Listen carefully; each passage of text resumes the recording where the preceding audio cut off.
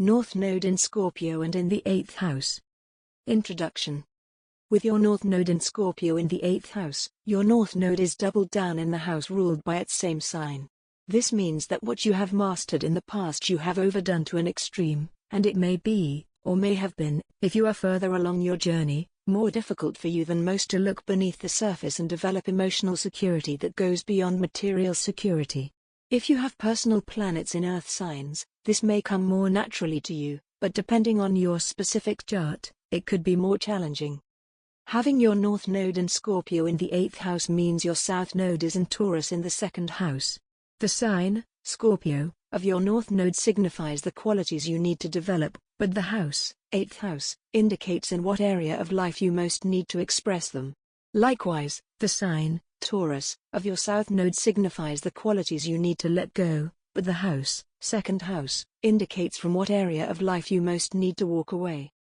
Qualities to cultivate: self-discipline, constructive change, sharing, vulnerability, and intimacy, insight and hidden meanings, looking beneath the surface, passion, accepting support from others, ideas, money, opportunities, risk-taking, partnering, supporting, and merging power with others, intuition, letting go, where to cultivate them, transformation, crisis, and change, sexuality, death and rebirth, other people's resources, including inheritance, taxes, government benefits, and alimony, debts and loans, empowering others, psychology, your own and others' marriage and divorce, the occult or the underworld, your personal shadow, qualities to let go: stagnation, procrastination, and low energy, non-useful possessions, safety and security of the known, attachment to comfort and the status quo, possessiveness, ownership, stubbornness, addiction and sensual appetites, the familiar, resistance to change and to others' input, where to let go, money and personal finances, sense of self-worth, excessive need for independence, excessive need for stability, personal possessions, the physical body, the 5 physical senses, personal income, personal skills and resources, comfort, understanding the axis. Having the North Node in Scorpio in the 8th house places you on the possession axis. Of course, there is the level of material possession, income from one's own efforts versus income from others, but perhaps more importantly, it deals with psychological possession, of oneself and of others. It's a fixed axis of give and take, value and security, preservation and transformation, strength and power. You may be deeply rooted in your own power, seek power through others, or a bit of both. More than likely, you know what is truly valuable, or your destiny is to find out. House 2 is ruled by Taurus and Venus, which rules beauty, wealth, love, sensual pleasure, and all that is valuable. Taurus symbolizes strength, tenacity, and willpower, but Scorpio represents a different kind of power, the cunning power of sharp perception and deep insight. Taurus will charge at its prey head-on, but Scorpio will sneak and sting. Scorpio rules the 8th house and its governing body is Pluto, which transforms everything through the powers of death and rebirth. The 2nd house governs income we earn through our own skills and efforts. The 8th house deals with what we gain from others, whether through marriage, inheritance, institutions, or government. Taurus/2nd house seeks peace at the expense of unnecessary change, while Scorpio/8th house seeks change at the expense of fake peace. Both are powerfully possessive, but Taurus focuses on self-possession and Scorpio is concerned with possessing others. Your life path involves balancing self-mastery with a savvy approach to relationships and the outer world. Mine versus ours is a major theme of your life. Your karmic classroom is in the intersection between finances, relationships, and the relative independence that intersection may or may not bring. The fixed axes deal with value, so issues of self-worth, whether you love or loathe yourself too much, are signs of imbalance. With your North Node in the 8th house and Scorpio, you likely know your own worth, your own values, and how to achieve a sense of security with them, but you tend to be too rigid about these things, and too attached to what is familiar and certain. You need to learn to value other people, their ideas and belief systems. You have to accept change and transformation as natural parts of life and growth, and let go of who or what no longer serves you. Don't let uncertainty threaten your security. Whenever you have an Earth-South node and a Water-North node, your natural tendency is to be too independent and ignore feelings, your own or others, at the expense of everyone's emotional well-being. You've got to learn to see emotional health as equally important as physical health, and be humble enough to depend on others for support.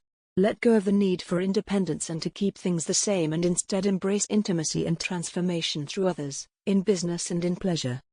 Sharing and exchange are the central powers of this axis, learning to see that giving and taking are never a one-way street, never a one-sided process, but instead one unitive process in which value of various kinds flows back and forth to and from you constantly. You are always giving, you are always taking. You are always involved in some kind of exchange. With that exchange comes transformation, because everything is constantly being exchanged, constantly in flux, it is constantly transforming. Yet the transformation continues eternally. The possession axis is about drawing power from within and from without, feeling stable and secure on your own or through others, pragmatism versus intuition, preservation versus transformation, what we possess materially as well as psychologically, valuing ourselves and valuing others, and maintaining a healthy sense of self-worth in a world where we're constantly relating to other people. This axis is about balancing a sense of security rooted in ourselves with the security we derive from our relations with others. Like all astrological axes, it's about balance. It isn't about complete independence or complete dependence, but learning to meet in the middle.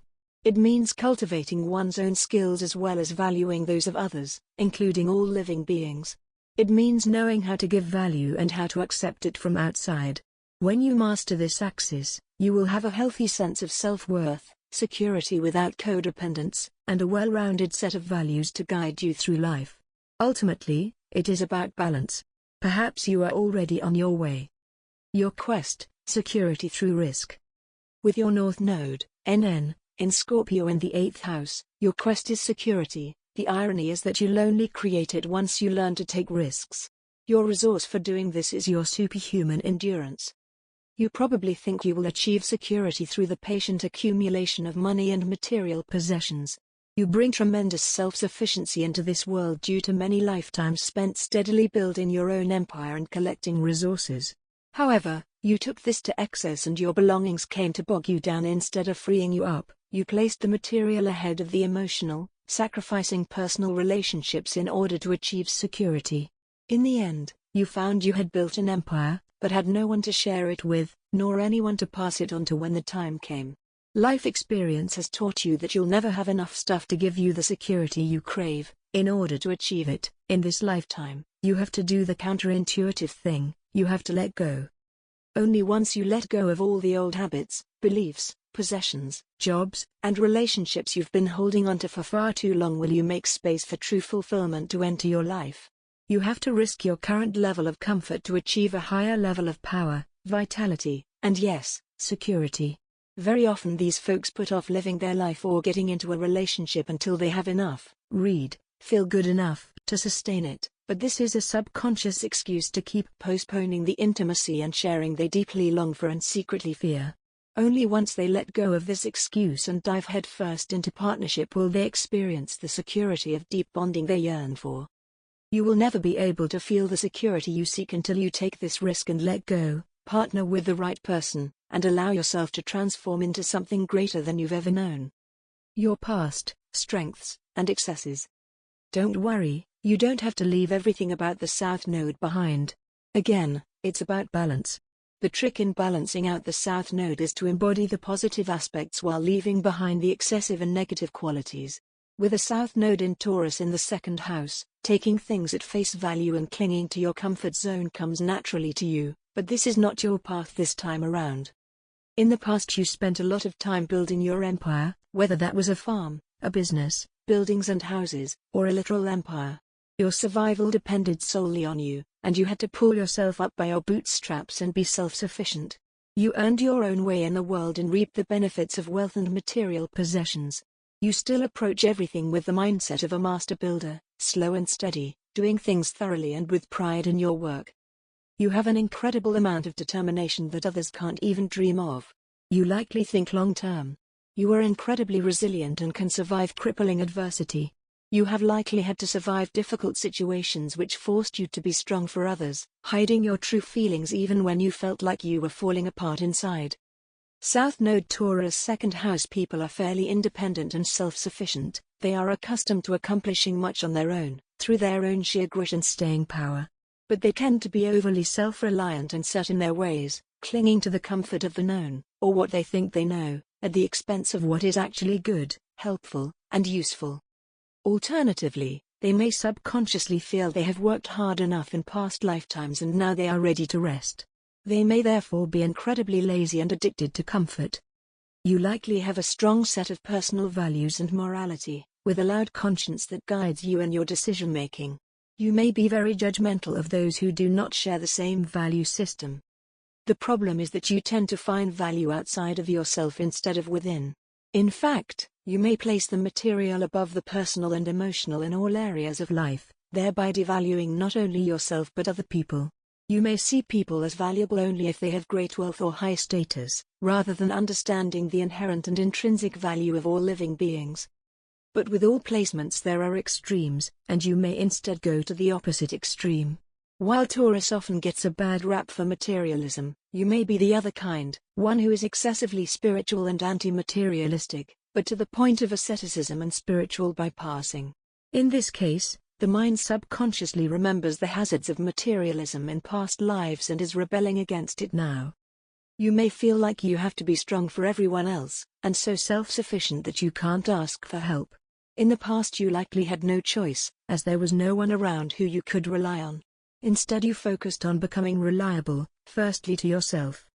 As a result, you've been in the habit of getting rather than giving, with a scarcity mindset that makes you fearful of what others may take from you. You may be possessive, wanting to own all that you see and determined to satiate your desires, especially those of your five senses. You may therefore be prone to addiction and vulnerable to food, alcohol, drugs, sex, relationships, comfort, escapism through media, and more. This possessiveness can be extreme and you tend to hold on to things, material possessions, habits, routines, jobs, relationships, far past their expiration date. Deep down you have an extreme fear of loss, which is related to the losses of past lives and deep-seated beliefs about survival. You believe that if you don't truly possess something or someone, then you can't count on them to stay of their own accord, and if you lose them, you won't survive.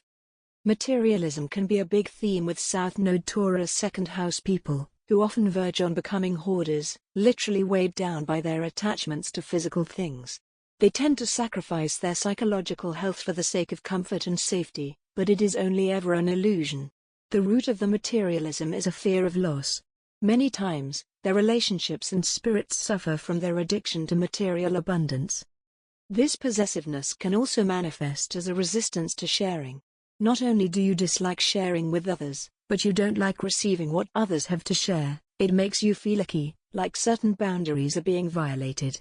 You might not like the feeling of taking from someone else any more than you like being taken from. You don't like to feel dependent on anything or anyone outside yourself. The subconscious fear is that if you take, you'll have to give back, like there are always strings attached. People with the South Node in Taurus in the second house tend to have lives of extremes, achieving great heights only to crash and burn, finding and losing over and over again. You may become so consumed with greed, lust, or possessiveness that you grow to loathe yourself and then destroy everything in a fit of rage. Then you go about accumulating things again. While I have called this the axis of possession, I could have easily called it the power axis. With your South Node in Taurus in the second house, you likely have some hang-ups about power and may even take big financial or social risks to get it. In fact, many American presidents have had their sun in Taurus or Scorpio, most recently Joe Biden, all of whose personal planets are in Scorpio, except his moon in Taurus. These signs are indeed powerful, the only ones with the kind of grit and determination it takes to rise to the top. Life likely brings you people and situations to teach you to understand and navigate power dynamics, using them responsibly and effectively for the highest good of all. You may experience difficulties in partnerships because you fail to look beneath the surface and see others for who they truly are. Instead you may take people innocently at face value only to be betrayed, or project your own ideas, good or bad, onto the person and then become angry when you realize they're not what you thought. However, it was your own mistake for projecting. Partnerships may also be undermined by your resistance to truly sharing what you have, including yourself and your feelings, and a fear of really merging with others. You likely fear intimacy, yet resent not getting it. You may not realize the subconscious ways in which you prevent yourself from experiencing it. Your work hard, play hard mentality may lead you to extremes. You may dream of escaping your problems by marrying into money, suddenly winning the lottery, or receiving a huge inheritance. You likely enjoy the finer things in life and are attached to luxury and comfort, even if they've been denied you, you long for them. Alternatively, you might throw time, money, and energy away on charitable causes or unscrupulous people, in order to avoid doing your own work. You may be so addicted to comfort that it feels impossible for you to move, and you likely won't do so until life forces you to change through crisis. Crises of all kinds are common with this placement, meant to be catalysts for intense personal transformation. While South Node Taurus second house people possess admirable patience, it can also translate into procrastination, stubbornness, and delay. You may tend to delay enjoying life until you feel like you've earned the right to enjoy yourself. You may work endlessly for a future that never seems to arrive, constantly sacrificing your life in the present, the one thing you can never replace. One beautiful thing about South Node Taurus second house individuals is that they truly understand and appreciate the value of everything. As a result, they tend to dislike waste, to the extent of not throwing away those old jars and mismatched containers, and can be very eco-conscious. More evolved folks of this placement have an innate appreciation of the value of other people and living beings, seeing each as unique and irreplaceable. The trick in balancing out the South Node is to embody the positive aspects while leaving behind the negative qualities. You are tempted to hold on to what you know, but this is not your path this time around. Deep down, the soul yearns for change, growth, and transformation. Releasing the known will liberate you to receive the best. Time for a new tactic. While this strategy worked very well for you in your early life or in past lives, it will now backfire on you. Instead, you need to delve deeply into the mysteries of life, uncover what is hidden, and embrace profound psycho-spiritual growth. When the ego weeps for what it has lost, the soul rejoices for what it has found. I'm not going to lie to you, the 8th house scares people. It is known as the sex, death, and taxes house where we encounter transformation and anything shared, as well as the qualities that we feel put us in danger. It is a damned if you do, damned if don't area of life. Many times, we have extreme reactions to this house. We either love the sign on its cusp, hate it, or both. And that's uncomfortable. But if the North Node is about anything, it's about moving towards discomfort for the sake of psychological and spiritual growth. We cannot mature until we deal with our 8th house. The more attached someone is to their self-image, the more they repress their 8th house. To pursue this nodal path, you have to embrace change. Many times, we won't be driven to our North Node until life truly breaks us and we are forced to try methods we swore we'd never attempt.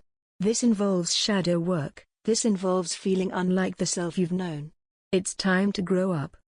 Happily, there are many rewards waiting for the one willing to swim to the depths of the 8th house and retrieve the gold at the bottom. The North Node here portends a long life with a natural ending, as well as good luck in inheritances and other people's resources, though these may be denied if we stay stuck in the South Node. Your primary challenge in this lifetime is to learn to let go. Otherwise, your attachment to things, people, places, values, rules, stories, beliefs, emotions, and more will weigh you down so much that you cannot move. You'll be stuck in one place. More than any other placement, South Node Taurus second house people have the feeling of being stuck in life and not knowing why. Sometimes, no matter how hard they try, they can't seem to figure out why the same feelings and situations keep popping up. Oftentimes, people with the North Node in Scorpio and the 8th house encounter events in life that force them to rely on someone else in order to survive. This is not a weakness. Through such experiences, they learn not only that they can rely on others, but that we are all part of a hypersocial, interdependent species in which separation is an illusion. They also begin to see that allowing others to help us actually helps them, too, by giving them the opportunity to feel useful and of value. When we allow others to help us, we reveal their value to them. This is a wonderful gift we can give. With the South Node in Taurus in the second house, you must learn to tame your appetites and exercise self-discipline and self-control. This may include your appetite for food, comfort, and even sex, which may be strong and lead you to player tendencies. Instead of clinging to your money and possessions and making excuses for why you're not ready for what you really want to do, you need to take a deep breath and let go. In fact, finding the right people who share your values, and choosing to share your resources with them too, is the best way for you to let go, by giving. This is a sharing lifetime for you. You must learn to share, not only your money or belongings, but to share yourself. You have a deep need to bond with others, but you don't view other people as reliable and therefore fear placing too much trust in them, so you resist being vulnerable. Of course, this creates a self-fulfilling prophecy. When you prevent deep bonding with others, they inevitably can't feel bonded to you, so they leave, thinking they don't mean much to you because you never truly let them in. However, when you use your talents to empower others, truly teaming up with them instead of maintaining separation, my resources versus your resources, while merely paying lip service to partnership, you'll experience enormous rewards, both financial and emotional. With secure contracts in place to protect you, you'll be free to focus on empowering your partner for the sake of your joint team. The partnership doesn't have to be financial. You can be a writer's editor, an investor's advisor, a patient's therapist, or any other role that enables you to leverage your expertise and insight to help someone else achieve their goals. Anything requiring you to look deeply beneath the surface of perceived reality is helpful for you. This can involve topics as varied as crime investigation, depth psychology, or high-energy physics. The key is to put your energy into growth-oriented services, not into maintaining the status quo. You can thrive in a crisis once you learn to appreciate how strong you are. You have an innate sense of solidity that immediately comforts others and makes them feel safe. South Node Taurus in the second house gives you incredible strength, determination, and resilience that not only fuels you through tough times but inspires others. People look at you and know that if you can do it, so can they. It's essential for you to let go of old beliefs about social status and class. You may be very attached to the past and traditional ways of doing things. It's not that you have to abandon them completely and embrace things that feel inauthentic to you, but understanding that there is more than one way to live or do anything is part of your nodal lesson. You must become curious about others' value systems, as this is how you will hone the skill of discernment and achieve deeper understanding and intimacy with others. Developing an ability to see beneath the surface and detect the emotional undercurrents and motivations of others will only empower you to make better relational choices. You're here to work on your intuition and emotional intelligence, which will help you navigate power dynamics as well as experience real intimacy. In time you will be able to bond deeply with others, which is a wonderful promise of this nodal placement. Profound and passionate partnerships are guaranteed when you follow this path faithfully. Of course, this means working through your fear of vulnerability. You must address jealousy and possessiveness which arise from a scarcity mindset that drives you to cling, which of course only backfires and drives away that which you most desire. Deep down, you may struggle with a deep mistrust in others and the environment to provide for you, believing you need to secure everything you need yourself. More than anyone else, the more you give, the more you get. Life rewards you for letting go and giving generously, as long as you don't expect something back. Although you likely appreciate the inherent value of everything, there is one thing you might undervalue: yourself. You are learning that your worth can never be counted, especially not in the form of material possessions or money in the bank or followers on social media. The 8th house includes the theme of inheritance, but this isn't only monetary. In 8th house matters, we also inherit ancestral trauma. Sadly, people with this placement often encounter death frequently in their life and become familiar with grief. American President Abraham Lincoln is a prime example of a North Node Scorpio 8th house person. He first inherited much of the trauma of his father, who witnessed the murder of his own father when he was just 8 years old and spent much of his adult life in property disputes, classic 8th house themes with which Abraham became familiar while growing up. Abraham himself lost his mother, brother, sister, and stillborn nephew by the time he was 20. His first romantic interest died prematurely, as did 2 of his sons. He struggled with depression and suicidal thoughts all his life. Yet he also, of course, became one of the greatest and most admired presidents in American history, a testament to the power and resilience of this placement. as well as its social intelligence and propensity for self-sacrifice for the greater good. These folks can fulfill their highest, truest potential when they strike the right balance between their own needs and the needs of society, and can achieve great status along the way.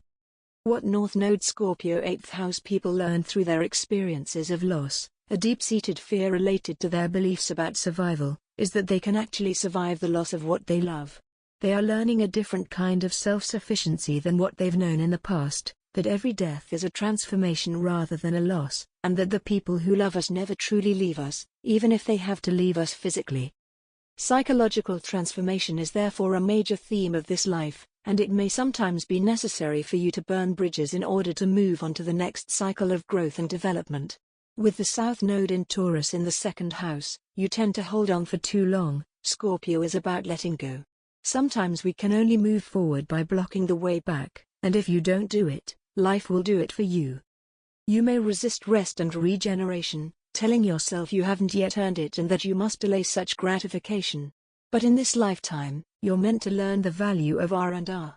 You've spent many past lifetimes pulling yourself up by your bootstraps and standing on your own 2 feet. Now it's time for you to relax and enjoy the fruits of your efforts. This includes enjoying the fruits of others' efforts. Your resistance to receiving help and sharing is not something to be indulged in, but to be overcome. You have often been too proud to accept help, but that's because deep down you're worried you don't deserve it, or that the moment you accept it and get comfortable, the rug will be pulled out from under you. Great luck comes when you embrace change, dig deep into your psyche, and use your strength to lift others up. You can easily become a person of tremendous influence, and could benefit from metaphysical, occult, and spiritual pursuits. In fact, you are meant to dig into the hidden areas of life. That's where you'll discover real gold.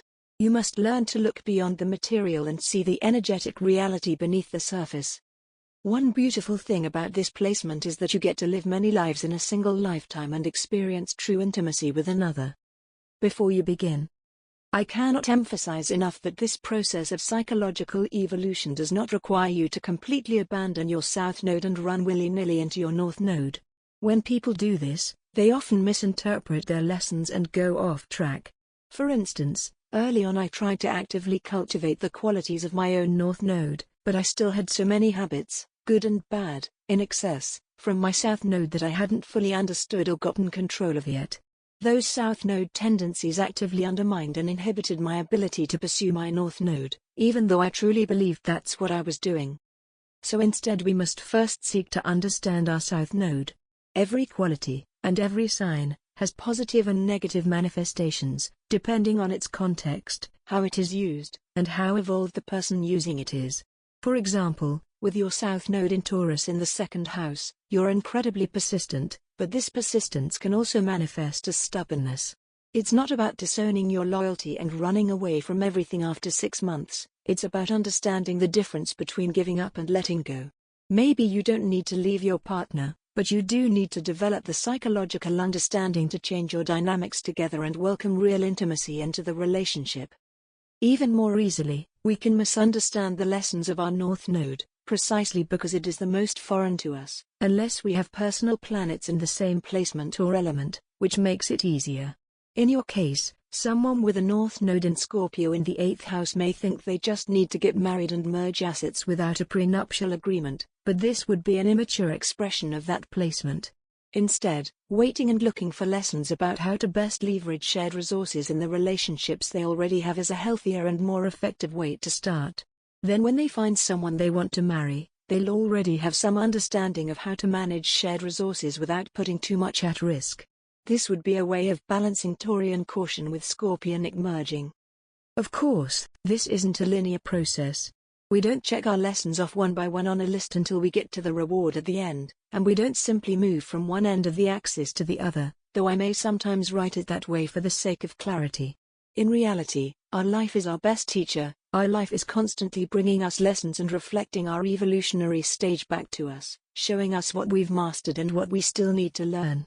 Even more important than anything I've written in this book is that you judiciously reflect on how the themes of your nodal axis have manifested in your life specifically and in the people you've encountered, especially when there is a pattern, and there are always patterns. And just because a lesson repeats doesn't mean you didn't get it right the first time. It often means you're now dealing with the same subject at a higher level. Pay attention to your life.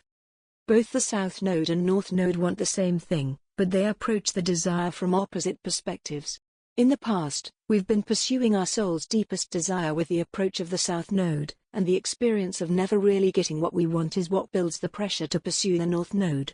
The North Node path does not feel comfortable, safe, or familiar to us. It may even disgust us sometimes. But life will repeatedly deny us our deep desire until we learn and integrate the missing end of the polarity, the North Node we've left underdeveloped. In your case, your instinct to preserve what you have and what you're used to only causes you to lose, until you stop hoarding like a Taurus and embrace transformation like a Scorpio. The only way you can gain anything in this life is to let go. Oftentimes we do not begin to turn towards our North Node until we've truly exhausted the strategies of our South Node. At that point, we have explored all the positive and negative effects of our South Node habits and instincts, and we're able to use them with discernment instead of compulsion. But this point may come only when we feel completely defeated by our life. Exhausted, we're finally forced to try a new strategy, and we end up gaining even more than our deep desire, more than we ever dreamed. The fulfillment of our North Node promise doesn't look like becoming an embodiment of only our North Node, but instead embodying the best qualities of both the South and the North Node. Real security is inner security. The possession axis is about security. While Taurus needs physical security, Scorpio needs emotional security. In the past, South Node Taurus second house people cultivated a sense of security through the external, finding a place, setting down roots, building a castle around themselves, and filling it with stuff. And that was great. They had a beautiful place full of beautiful stuff, and it certainly made them feel secure. It was the idea of what lurked outside that scared them. In this life, the material will no longer give them the sense of security they crave. As long as they continue to focus on material needs, their needs seem endless. It becomes a bottomless pit in which they're always chasing, always losing. The irony is that once they release their attachment to these perceived needs, they finally experience the security they crave. When they make space in their lives, life rushes to fill it with far greater things than whatever they were chasing. These folks have to tear down the old dilapidated shack in order to build a beautiful new castle in its place. When they finally let go of their beat-up old car, they receive the money for a better one. When they finally leave their low-paying 9-to-5 job, they have time to create a new business with a new business partner. When they finally leave their draining relationship, they meet the person of their dreams. Letting go is a magical tool for these people to call in what their heart truly desires, even if their mind isn't aware of it. More than the material abundance, what North Node Scorpio 8th house people are meant to develop is spiritual abundance. Every effort they make on this path brings them intangible riches that could never be quantified or compensated in the external world. Keeping a journal, going to therapy, practicing meditation, reading spiritual texts they feel called to, all of these practices, among others, can help.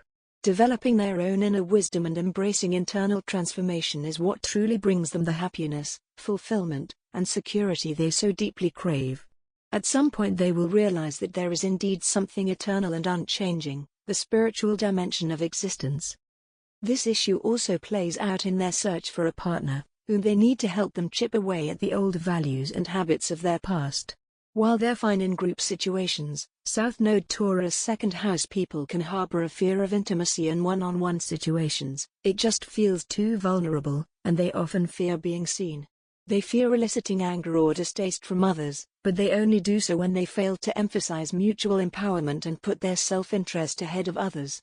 But when they shift the focus off of themselves and onto the other person, they release their self-consciousness and gain the expansion that comes with learning about someone else's past, needs, values, goals, assets, and dreams. As long as their intention is pure, to understand and support the other person, without any strings attached, they are on the right track.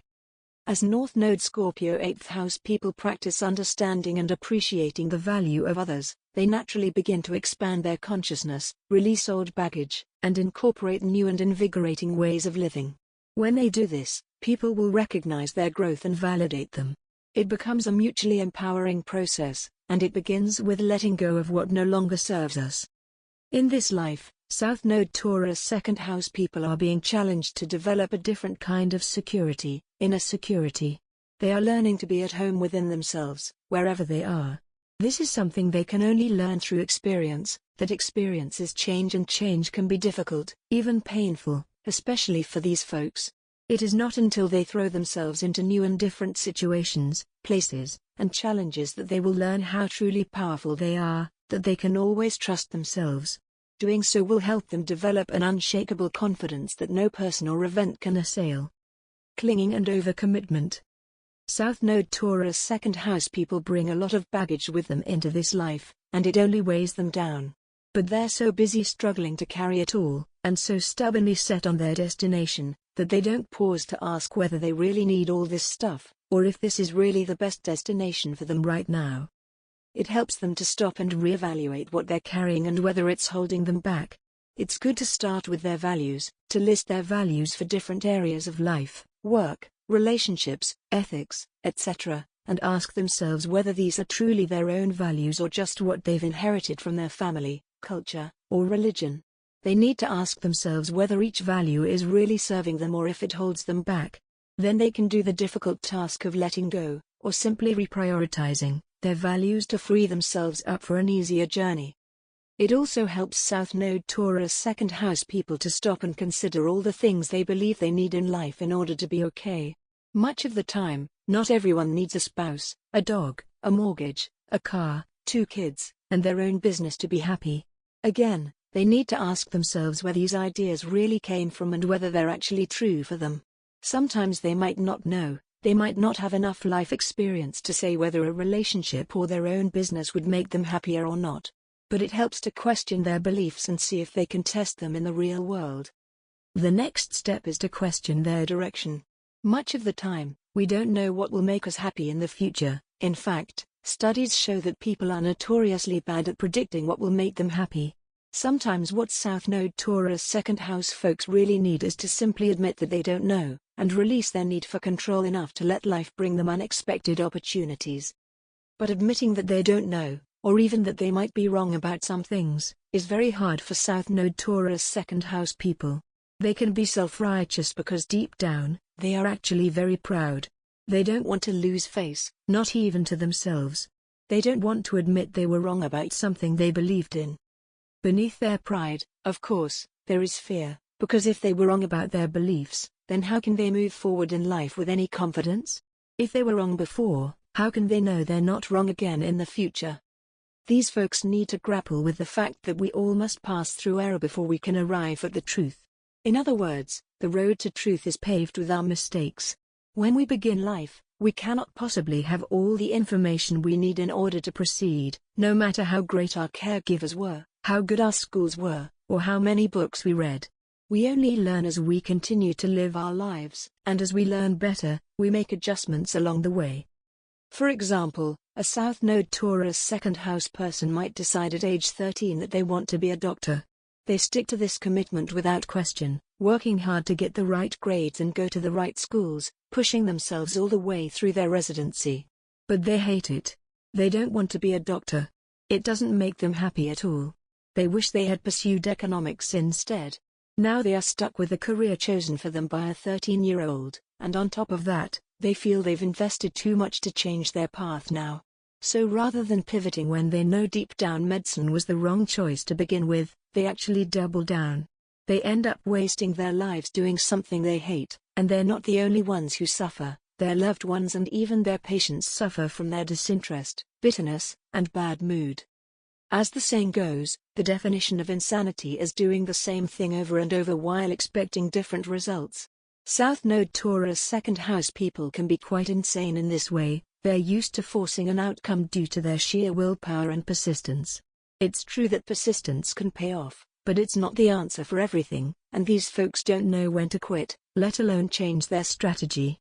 Whether they keep persisting in the same relationship, career, hometown, or something else, in this lifetime it's not set up for them to win through sheer persistence. Instead they need to approach every decision as a hypothesis. I think this is what will work, let me see what happens when I try. This allows them to loosen their grip on their decisions and beliefs, so that if their hypothesis turns out to be incorrect or imperfect, it's easier for them to pivot without losing face. Another delusion that prevents South Node Taurus second house people from admitting when they're wrong in the sunk cost fallacy, the cognitive bias that you should continue pouring money, time, or effort into a situation since you've already sunk so much into it already. It's the justification a gambler makes for continuing to gamble, believing that since they've already lost $5,000, betting another $1,000 might somehow magically turn their luck around. This is one way that their stubbornness prevents them from taking the right action. There are few people more devoted and reliable than a South Node Taurus second house person. Once this native commits to a relationship or a goal, they will do absolutely everything in their power, and then some, to keep that commitment. Unfortunately, this can also lead them to ruin. These natives tend to make unnecessary commitments and carry them to an extreme. They make excessive sacrifices. They stay committed even after they realize it's no longer in their own best interest, or even in the other person's. For example, they may commit to a relationship and hang on for years, even decades, after they've fallen out of love with their partner. They never know when to cut their losses, and it leads them to lose far more than necessary, including years of their life. Knowing their superhuman ability to commit, these folks may start to fear making commitments, worrying they'll be trapped once they've made a promise. Ultimately, the main issue South Node Taurus second house people create for themselves is that they block the flow of energy between themselves and others, whether it is emotional, financial, physical, spiritual, or some other form. They need to look for ways in which they're either refusing to allow energy in or refusing to let go of energy, and work to release those blockages. Part of the North Node Scorpio 8th house path involves learning to pivot. It doesn't mean they need to break promises or go back on their word, but to approach every decision as a hypothesis rather than a commitment. This will lead them to make promises more carefully, with the humility of knowing that they likely don't know what they will want in the future or how things will change. Learning to pivot. South Node Taurus second house people can have real tunnel vision when it comes to their goals. Once they define their goal, nothing can dissuade them, and they become so single-minded about it that they don't even notice anything else. This strategy worked for them in the past, but now they've taken it to excess and it hurts more than it helps them. Now it is very difficult for them to change course even if they know it's the best thing for them. First, they need to question the goal they're already committed to and ask if it's still working for them. As we pursue a goal, we learn new information and things come up that require adjustments, a change of strategy, or a new goal altogether. But South Node Taurus second house people tend to ignore new information and stick to what they're doing at all costs. They're not good at pivoting. They think they can force their way through life, but that isn't set up to work for them this time around. Instead, they need to become flexible and ask themselves, why did I commit to this goal? What is the feeling of the outcome I'm trying to achieve?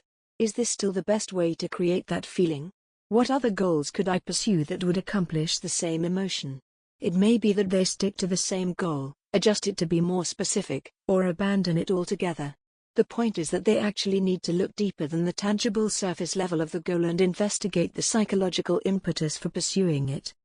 The only reason we ever want anything is because we believe we will feel better once we have it. Whether it's stability, security, wholeness, self-esteem, or another feeling, our motivation is always an emotion, not the thing itself. However, South Node Taurus second house people have had many experiences now in which they've dedicated their lives to the pursuit of a goal that didn't actually fulfill them.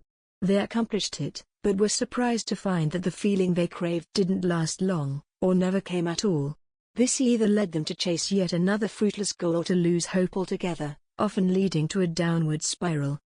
So it's essential for North Node Scorpio 8th house people to deeply understand why they are pursuing what they're pursuing, and understand that the tangible accomplishment might not actually bring them the peace they seek. What helps them is to actually practice feeling that emotion even without the achievement.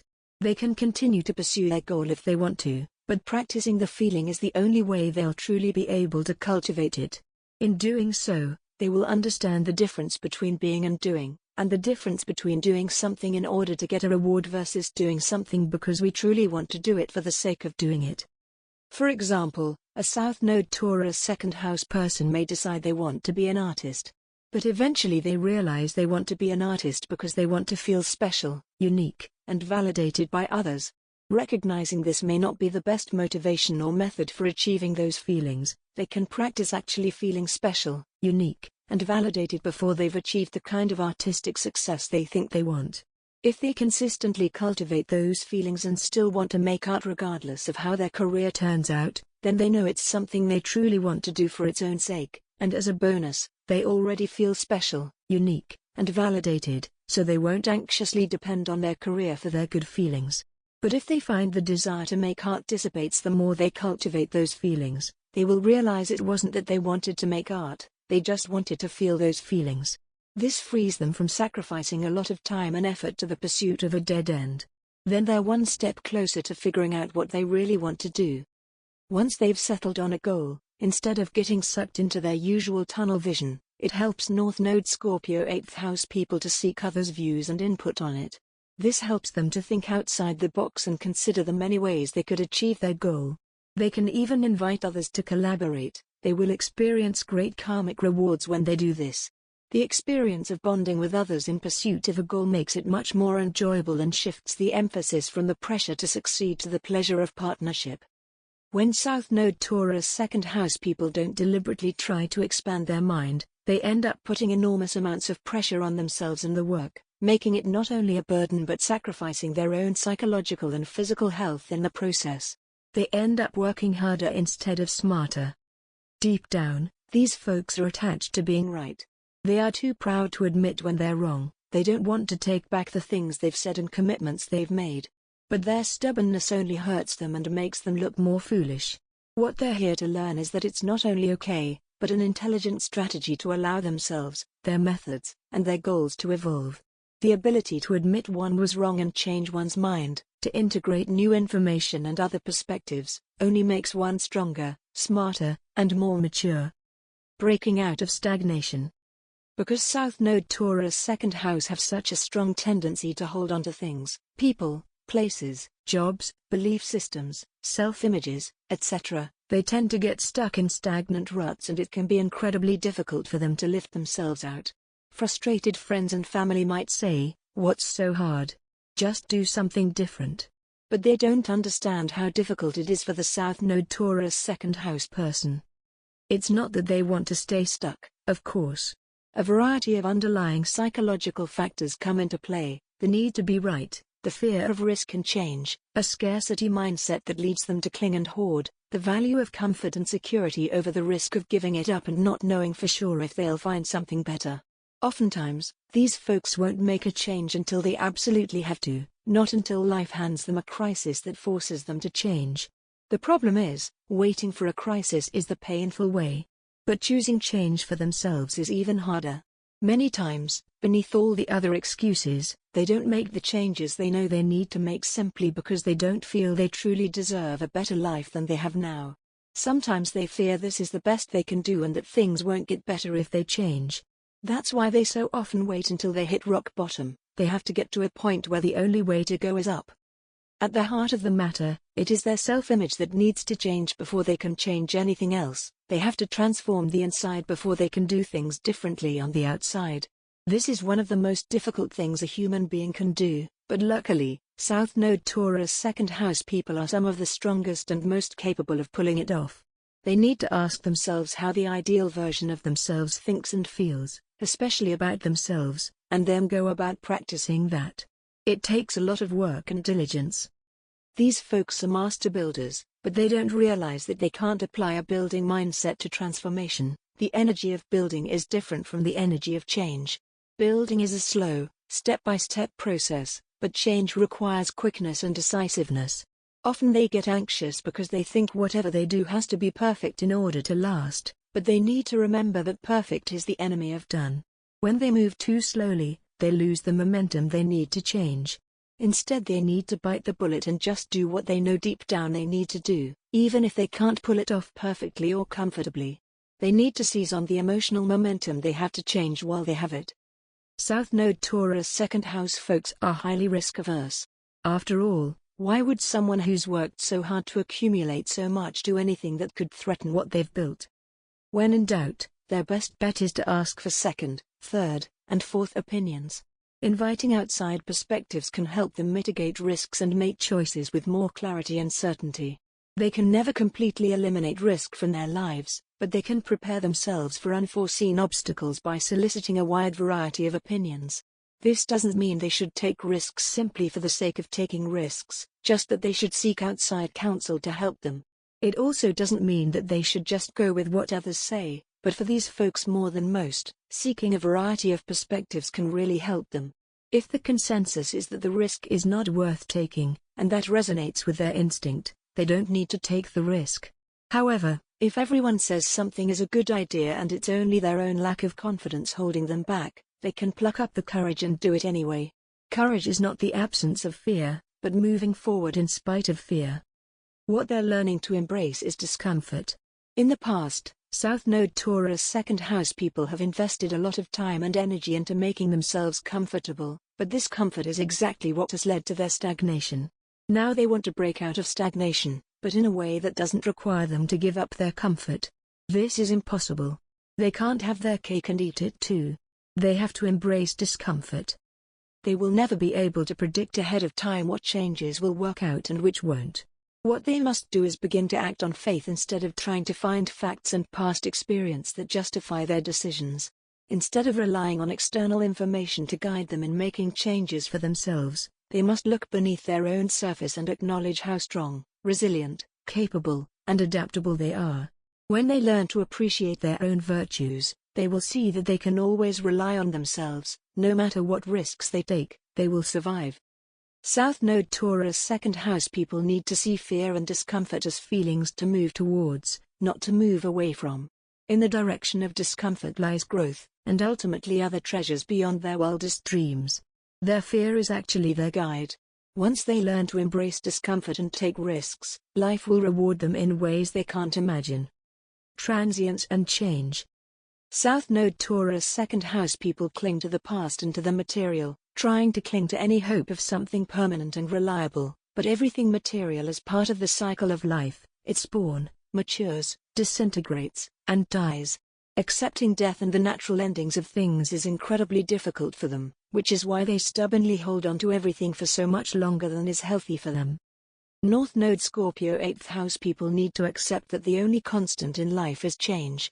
They must work on becoming aware of, and accepting, the transience of everything: things, money, people, places, jobs, relationships, identity, desire itself.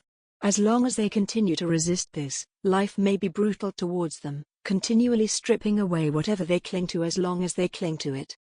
Partly this is so they will be forced to accept help from others. It's also so they will learn their own intrinsic value, independent of whatever they have or achieve, and their own resilience and resourcefulness. The 8th house is a house of crisis, transformation, and change, exactly what most frightens South Node Taurus second house people. They feel they know what works, and if it ain't broke, why fix it? But they don't realize that the foundations they've built their empires upon have become unstable. This nodal group, more than any other, will encounter many crises and forced changes in their lives, especially with Saturn cycles around ages 7, 14, 21, 29, and so on, which will test and even torment them psychologically. How well they handle it depends on how gracefully they let go. When crisis and change is forced upon them, they must get real with themselves. South Node Taurus second house folks fear letting go for a variety of reasons, and one reason is that they fear if they let go, they'll forget the past. But this is a good thing. Forgetting is a part of growing. After all, every night as we sleep our brains kill off those neural connections that we no longer use, and build more useful ones in their place. The natural cycle of life dictates that the old must clear the way for the new. We have to tear down the old dilapidated shack in order to build a beautiful new castle in its place. And this is exactly what happens when North Node Scorpio 8th house people, instead of crying and clinging to their old shack, roll up their sleeves and start hauling away the debris themselves. In fact, no one is better equipped to do so. Once these folks finally accept the change or loss, they know exactly how to proceed, because they're already master builders.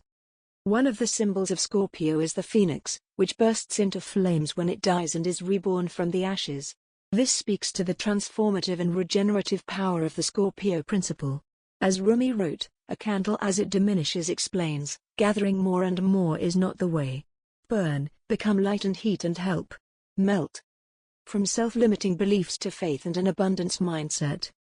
South Node Taurus second house people like to collect things, and one thing they like to collect is limiting beliefs. Oftentimes they complain to someone about a problem they're having and their friend offers them solutions, but the truth is they don't want solutions.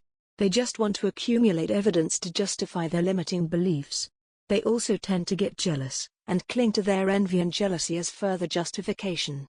Deep down, they fear they are inferior to others and that's why they don't have what others have.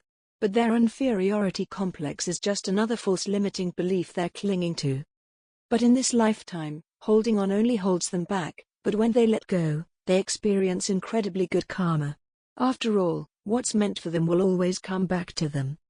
At the bottom of this behavior is a lack of trust in the bounty of life, a lack of trust in others to have their back, a lack of trust in themselves to have their own back.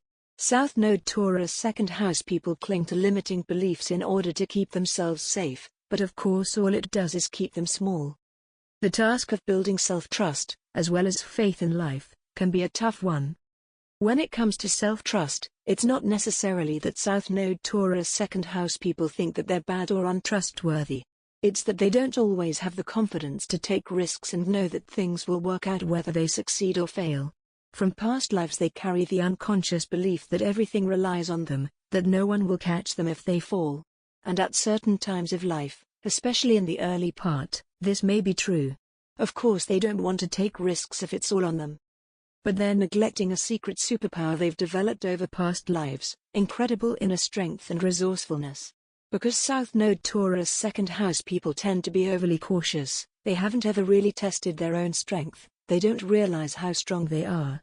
They're actually among the strongest of the entire zodiac.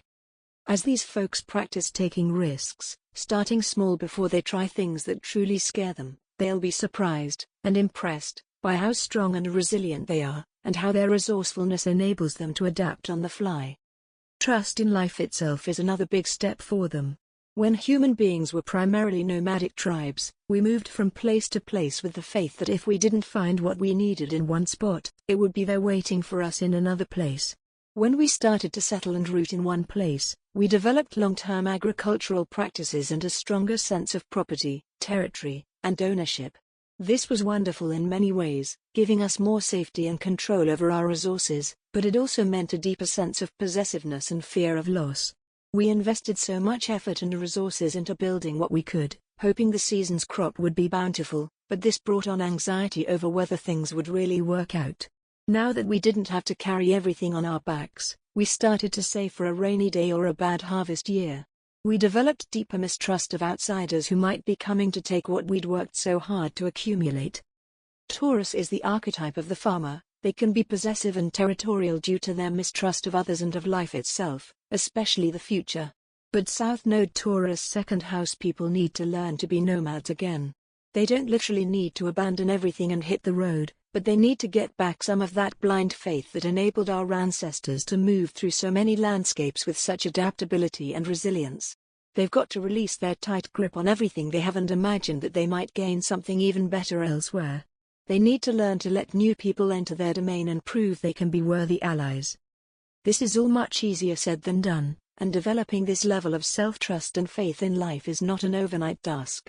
It doesn't come in a single revelation or experience. Once they finally do let go of something or someone, they cannot look back. They need to release attachment on all levels: possessions, ideas, assets, jobs, organizations, relationships. When they truly let go, they will be surprised by the force and vitality that comes rushing into their lives. Being before doing.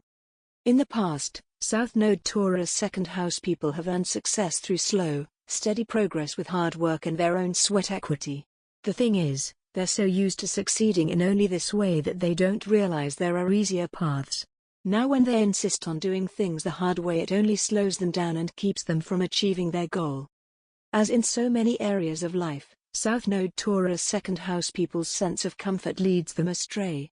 What they don't realize is that being uncomfortable in some ways is very comfortable for them. Subconsciously, they're used to having to work hard, so they work hard even when they don't have to.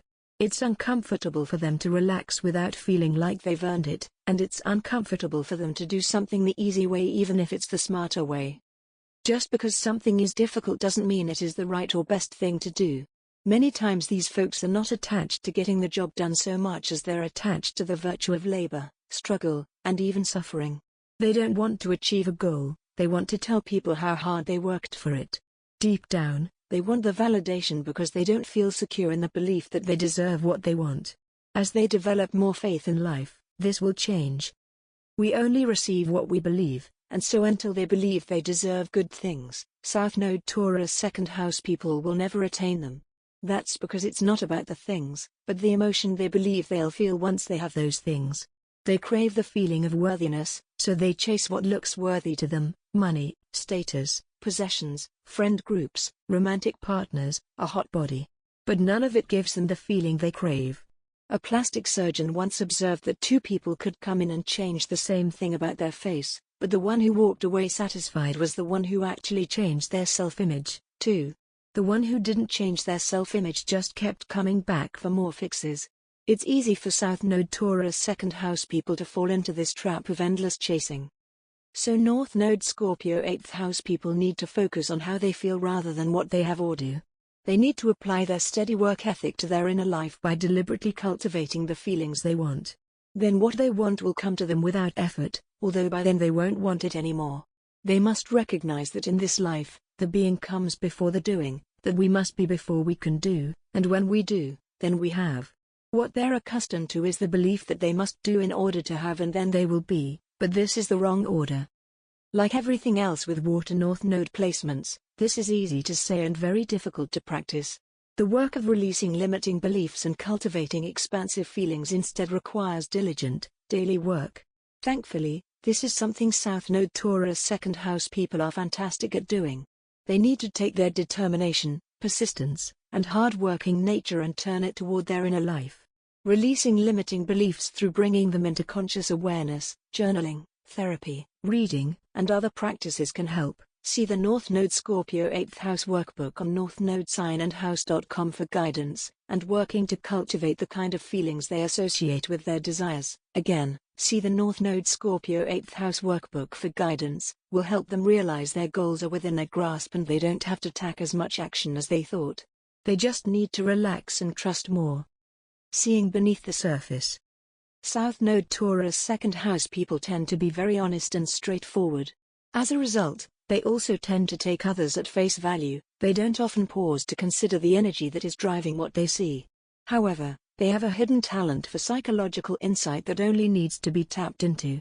Once they tap into it, they will discover an incredible superpower. This is how they will both help others who truly merit their help and avoid people who would only drain them. Removing their own prejudices and projections, looking beneath the surface, and assessing others' values and motives will help them discern potential friends from potential foes.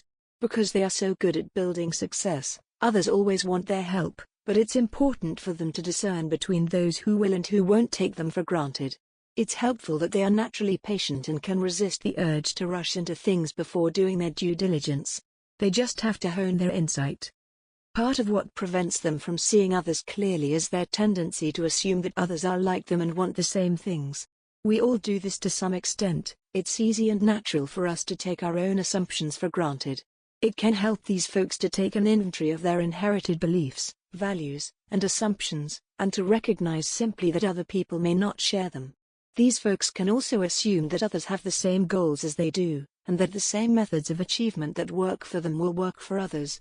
But different people need different paths, even if they do have the same goals, and they usually don't. Once North Node Scorpio 8th house people have removed themselves from the equation, they're able to see a bit more clearly. Then it is a matter of approaching others with questions rather than assumptions, observing others closely, and practicing empathy. These folks are naturally quite compassionate, but there is a difference between compassion and empathy. Compassion is feeling for someone while empathy is feeling with them. North Node Scorpio 8th house people need to practice not just having compassion and wanting to help others, but actually imagining what life is like for them and how it feels to walk in their shoes. This will help them gain insights into what others really feel, fear, and want and why they behave as they do. When South Node Taurus second house people fail to practice this kind of detachment and empathy, they're not able to discern among others accurately and they end up making naive mistakes and being betrayed. But as they practice these skills, they get better and better and develop incredible intuition. While this is a partnership lifetime for North Node Scorpio 8th house people, that doesn't mean they need to accept every partnership that's offered to them. Life will test their discernment by presenting all kinds of partnership opportunities, some of which may hurt them if they're not careful. Before they can partner successfully with others, they must hone their skill of discernment by learning to set their own egos aside and look beneath the surface. Then they will gain the insight they need to see if the person's values, goals, and character are truly aligned with their own or if they're just making assumptions based on face value. Turning inward. In the past, South Node Taurus second house people repressed their spiritual and psychological needs in order to get things done in the real world. Eventually, however, the things they repressed emerged from the depths and insisted on their attention. They realized that the psychological and spiritual are also part of the real world, and they have real-world consequences. Having involved themselves so much in physical action, they now need time for rest, reflection, creativity, and regeneration. The problem is that they're not accustomed to resting. It makes them feel lazy. They have a lot of judgment against themselves and others for resting. They think they constantly have to be earning their place in the world by getting things done. But more often than not, what they're getting done is not worth doing, and they create more value by turning their attention inward. South Node Taurus second house people are accustomed to depending on material accomplishment to maintain their sense of self-worth and well-being, but this leaves them powerless because they can't control things outside of them. All they can truly control is themselves, the way they think and feel and behave. Once they begin to release their attachment to the material that is weighing them down, they will start feeling lighter and lighter, freer and freer. This lightness and freedom will empower them. They will sense their own strength and begin to embrace change with less fear and greater confidence. Then their physical environment will be able to support their spiritual growth instead of keeping them from it. These folks have already mastered the material realm, and it's time for them to master something new, the spiritual and psychological. While they must learn to let go of the material world that never lasts, they are learning to turn to what is permanent and eternal, the spiritual dimension of life. Even if they are atheist, we all have a sense that there is more to reality than meets the eye.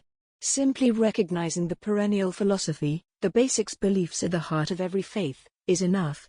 We all have a deep need to believe in something everlasting, and whatever works for them is okay.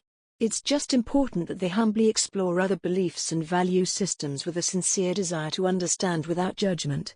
They don't have to convert to another religion or agree with anything, but it is through the exploration of possibilities that they'll empower themselves to draw their own authentic conclusions. Exploring anything, podcasts, workshops, books, movies, lectures, seminars, retreats, in these topics can help them. Psychology, self-help, emotional processing, religion, mysticism and spirituality, sexuality, law of attraction, the occult, high-energy physics, and more. Once they stop trying to rely on the external and material and dedicate themselves instead to the spiritual path, whatever that means for them, they will begin to develop the inner security they've always sought. Self-knowledge. The key to the North Node in Scorpio in the 8th house is transformation. More than any other placement, these folks are being asked, some might say forced, to turn inward and dig deep into themselves to explore their own emotional depths, confront their fears, and heal unresolved wounds. These folks must make self-knowledge a priority. South Node Taurus second house people likely believe they already know themselves, but this is just another belief they must question. They only know their personality structure. Most of them don't come into this life knowing their higher self, nor their shadow. They must learn to differentiate between the ego personality and their true self, and work to stay radically in touch with themselves, in a way few people ever do. This requires work, the kind of work that South Node Taurus second house people don't usually credit because it is private and intangible. It involves shedding old patterns, beliefs, and attitudes, releasing emotional energy and trauma stuck in the body, and consciously cultivating the beliefs and feelings they want by learning to control their mind. This is not something one can learn from a book or in a workshop, in a week or a month or even a year. It requires years of dedication and daily practice, including hours a day spent journaling, meditating, and working with the body. It is the most difficult and most rewarding work any of us can do. More than most others, North Node Scorpio 8th house people need an outside perspective, and it's worth budgeting for a therapist or psychologist. These folks are the most in danger of getting stuck in their own mind and need extra help to step outside of it. Shadow work is especially important for North Node Scorpio 8th house people, because the 8th house is all about the shadow and how we project it onto others. The shadow represents everything that one represses in order to function healthily and be accepted into society. Developing a shadow is a necessary part of growing up. It's how we learn not to hit our siblings or steal from our classmates. It's also not recommended to deeply confront the shadow until we are older, perhaps past the Saturn return around age 29, and have a stronger ego structure to contain it. But working with this emotional blind spot can dramatically improve our relationships as we learn to separate our projections from our reality, take responsibility for our own pain and darkness, and only then, heal and integrate it. Shadow work is not about eliminating the shadow and becoming all love and light and goodness. It's about acknowledging that we all have darkness within us, and it's better to understand and soothe that darkness than continue making an enemy out of it, internally and externally. For as long as we make the shadow our enemy, it will rule us from the darkness. There are guidance and pointers in the North Node Scorpio 8th house workbook on northnodesignandhouse.com. More than any other placement, these folks are most likely to suffer not just from their own individual karma, but inherited trauma, patterns, and karma from their ancestral lineage or even their native country. It takes a lot of reflection and inward searching to understand this, as well as investigating family history. Whether it's through talking to their relatives, looking through DNA test networks, trying past life regression therapy, or something else, this type of work can benefit them. Remember, this is a relationship lifetime, but in order to share your inner self, you have to know your inner self. When we master ourselves, we master the world. Money karma. This is true even of their most pressing concern, money.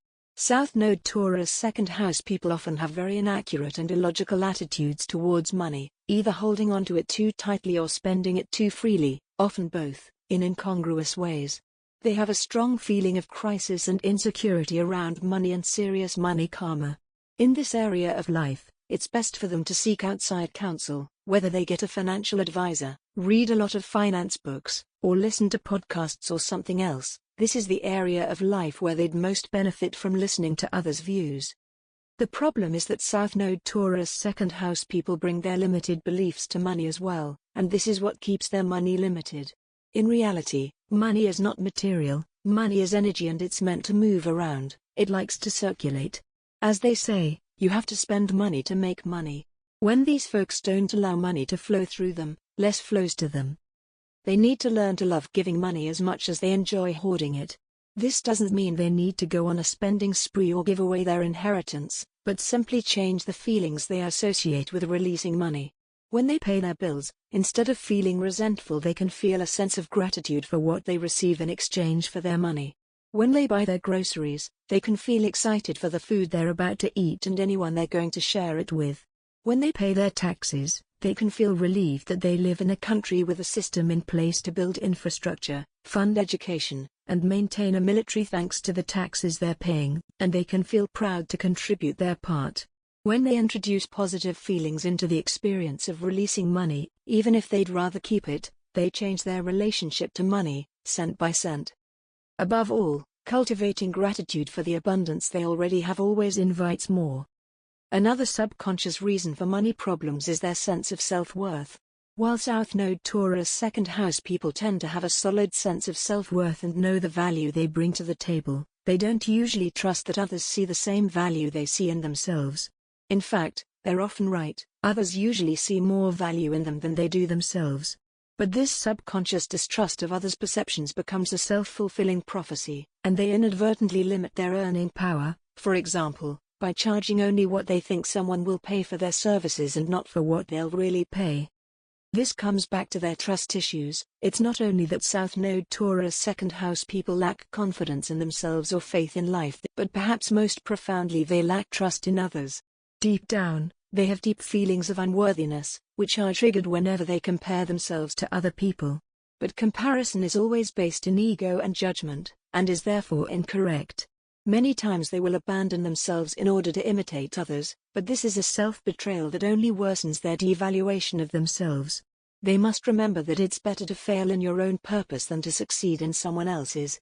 It's better to be the best version of themselves than to be an imitation of someone else. When they commit to becoming the best version of themselves, especially through being, not doing, others automatically perceive their value and validate them. Incorporating others in the process. The irony is that in this life, real material success is often denied these folks until they find a partner. It doesn't have to be a romantic partner, but a business partner can work too. South Node Taurus second house people are no longer allowed to succeed on their own because that would only increase their sense of isolation and cause them to stagnate. In the past, they sacrificed personal relationships for the sake of building wealth. Now they won't be able to build wealth until they learn to value relationships and share what they build with others.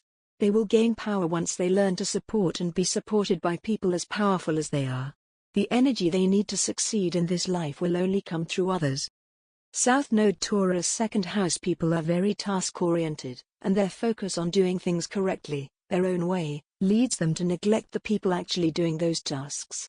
For example, they may want to spend quality time with their son by building a birdhouse together.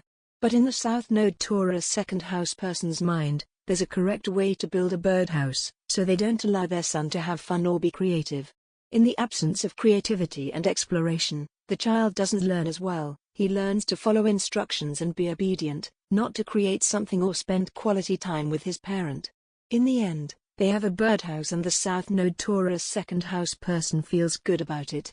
But how does the son feel? What was his experience? How will he remember this moment? More than likely, he will remember a boring project he had to do with his parent in which he had no say and no fun. These folks need to remember the real purpose of the task. More often than not, it's not about the task itself, but the task provides an opportunity for them to build a relationship, and that is the real purpose. When North Node Scorpio 8th house people shift their focus from the project to the people, everyone enjoys it more. Oftentimes they get so attached to the task that they take it to an extreme and become enslaved to it rather than enjoying it. They expect others to continue the task, their way. This is true of the big picture of building relationships, too. South Node Taurus second house people are master builders, and they apply the same patient, steady attitude to building relationships, step by step, date by date. But they are often so focused on building a relationship that they don't stop to consider the person they're trying to build it with. In fact, they might not invite their partner into the process at all. Again, they need to tune into their partner and really focus on empathizing with them and what they value. Only then will they be able to build a solid relationship. For example, a South Node Taurus second house person may have a crush on someone. They commit themselves to the goal of winning their crush's affection and building a relationship with them, and they succeed. They get the date, they get another date, and they start building a relationship with their crush. But because they don't practice discernment and empathy, and they've just been proceeding based on their own projections and taking everything at face value, they never stop to question whether this is really the right person for them or whether their values and goals are truly aligned. They end up investing an enormous amount of time and effort into building a sandcastle relationship that falls over easily. They're surprised when their partner leaves them because they were never actually aligned to begin with. Instead of forging ahead doggedly with their own ideas and goals, North Node Scorpio 8th house people need to practice setting their assumptions and desires aside, tuning into the other person, and using their empathy, intuition, and insight to discern if this is a good match and what the next right step might be. Determining those things doesn't come from thinking alone in their head, it comes from asking questions, actively listening, and collaborating together. Accepting help. Another way South Node Taurus second house people struggle to incorporate others in the process is by refusing to accept help.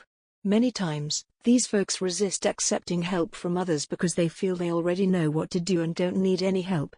More often than not, they forge ahead doing what has worked for them in the past, but what worked in the past doesn't work anymore. They also don't think it will feel as satisfying for them if they accept help. They think they will only feel satisfied if they succeed on their own. But it's a bottomless pit. The harder they work, the more their efforts boomerang and the results backfire. Instead of succeeding with others, they fail on their own and feel even worse. Not only do they fail, but they have no one to comfort them when they do. North Node Scorpio 8th house people are learning to swallow their pride and let others help them, and to place more importance on collaboration than success. In order to accept help, they need to shift the focus from themselves to the other person. Instead of considering their own ego and how they will feel if someone helps them, they need to consider how the other person will feel if they let them help. The other person will feel useful, valued, and valuable. Everyone wants an opportunity to be useful and prove their worth, and South Node Taurus 2nd house people know this better than anyone, because they've enjoyed this feeling so much in the past. Now it's their turn to help others feel the way they have. When they shift their attention from their own usefulness to helping others feel validated and useful, accepting help and accomplishing things together becomes not just easier, but way more fulfilling. Delegating tasks or including others in a project means changing their ways for South Node Taurus 2nd house people, and these folks do not like change. But they're also tired of all the hard work they've done. They've proven what they're capable of and now they feel exhausted. But it's hard for them to admit that they're tired and actually don't want to keep doing things the same way. Admitting so requires great humility from them, and that feels vulnerable. But once they develop the courage to be vulnerable, to admit that they actually do want change, they will build a greater level of not just collaboration but intimacy in their relationships. It's time for North Node Scorpio 8th house people to embrace change by accepting help. Doing so will ultimately relieve them of the burdens they're tired of carrying alone. They believe that change will require more work, but they'll be surprised to find it actually requires less than they think. In this lifetime, they actually need others' help and input if anything's going to get done. Subconsciously, South Node Taurus 2nd house people may believe that other people's offers to help are just other people trying to butt in and take over. They don't trust the fact that other people genuinely want to help them, want to feel useful and valuable and get the job done. They fail to recognize people's true intentions, instead letting their cynicism infect their work and relationships. Their stubbornness only victimizes themselves, though. They end up rejecting help and having to do everything on their own, which takes longer and is harder, and often it's not smarter. The determination that once led them to victory has become self-sabotaging stubbornness. Another reason they refuse to change their ways or accept help is because they're actually afraid of moving too fast. They don't want to do things efficiently because they fear it'll lead to mistakes. Their dedication to quality is admirable, but their fears can be unfounded. Another part of their resistance to accepting help is because secretly, they want all the credit for the results. Even if it takes them longer, South Node Taurus 2nd house people don't want to share, they are possessive and want full ownership of the project. The truth is they are too insecure in their own self-worth, and that's why they feel the need to prove themselves by their own efforts, without accepting help. What these folks need to realize, though, is that ours is a hypersocial, interdependent species. Nobody succeeds without help, and in fact, teamwork is one of the most admirable qualities we can have. We shouldn't let our pride get in the way of our success. Of course, their fears are not totally unreasonable. It's important they learn to discriminate and trust the right people. It's not impossible for them to get burned by accepting the wrong help or advice, but it's important that they try anyway. This is why tuning into others' energy and understanding others' values and motivations is so important. When they focus on understanding other people, they'll be able to select the right helpers and partners. Guilt, humility, and receptivity.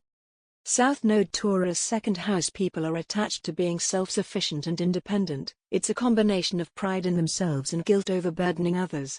But in this lifetime it is set up for the North Node Scorpio 8th house person to receive from others, whether that's attention, financial support, inheritance, advice, insight, practical assistance, or anything else.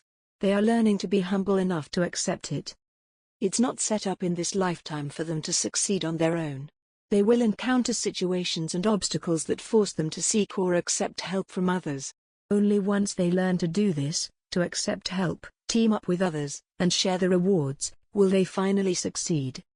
South Node Taurus 2nd house people may be drawn to power imbalances in relationships precisely for this reason. They may feel more comfortable being the one on top because that way they're never truly vulnerable, and their mind will play all kinds of tricks in order to help them avoid real intimacy. To the other extreme, they may always prefer to be in the inferior position so that the other person will be forced to support them. Both extremes exemplify an unbalanced approach that will only backfire. They will be forced to learn both the light and dark sides of both being in power and under it, for each has its advantages and drawbacks. Very often, North Node Scorpio 8th house people will discover that the power dynamics are really the opposite of what they initially believed.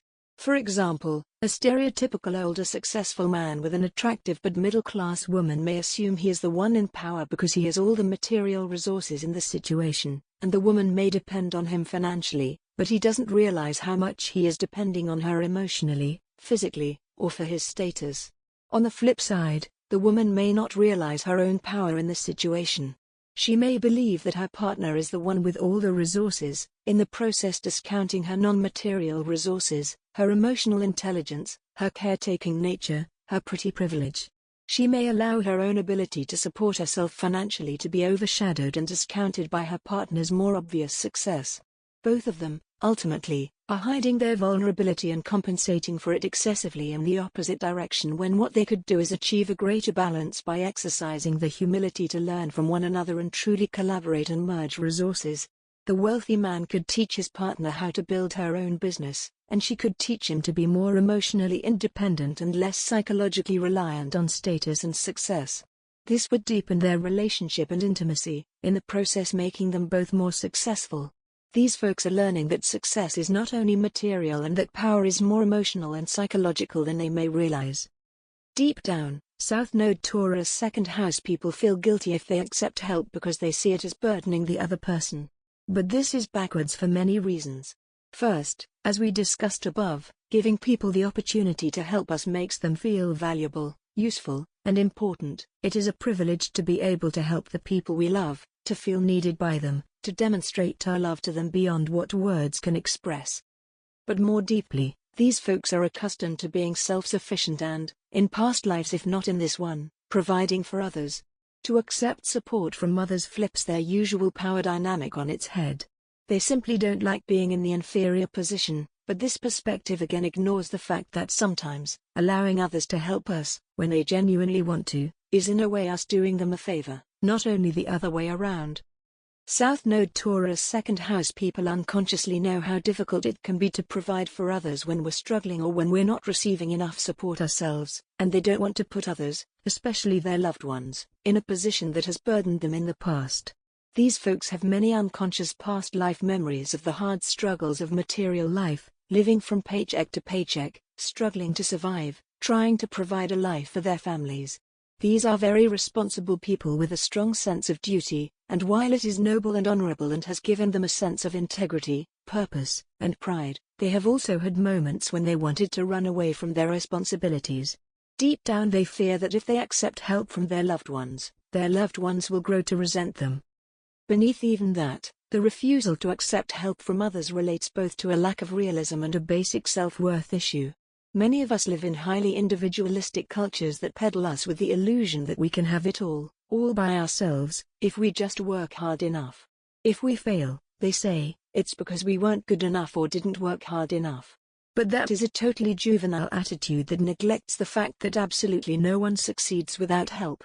The human species is unique precisely in the fact that it is more hypersocial and interdependent than almost any other. To deny this is patently insane. Yet we are constantly confronted with the false narratives of people who claim to have risen to the top on their own merit and work ethic when in reality, they were born with advantages others didn't have, at an opportune time and or place, and had help and luck along the way. There's no such thing as a self-made millionaire.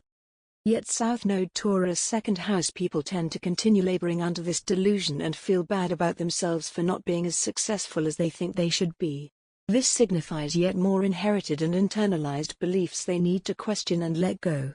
Instead they must accept the fact that everyone not only needs, but is worth receiving help, including themselves, and to accept help doesn't diminish their worth or accomplishments, but augments them by proving their humility. Deep down, what these folks need to release is pride, the egoic attachment to excessive self-sufficiency and the illusion of independence. These folks value independence and self-sufficiency so much that they think when they go off and take care of a task on their own, they're doing their partner a favor by saving them the trouble.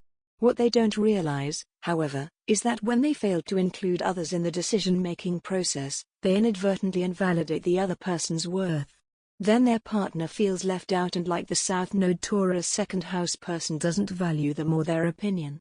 They might say, "Well, I guess since you don't need me, I'll just leave."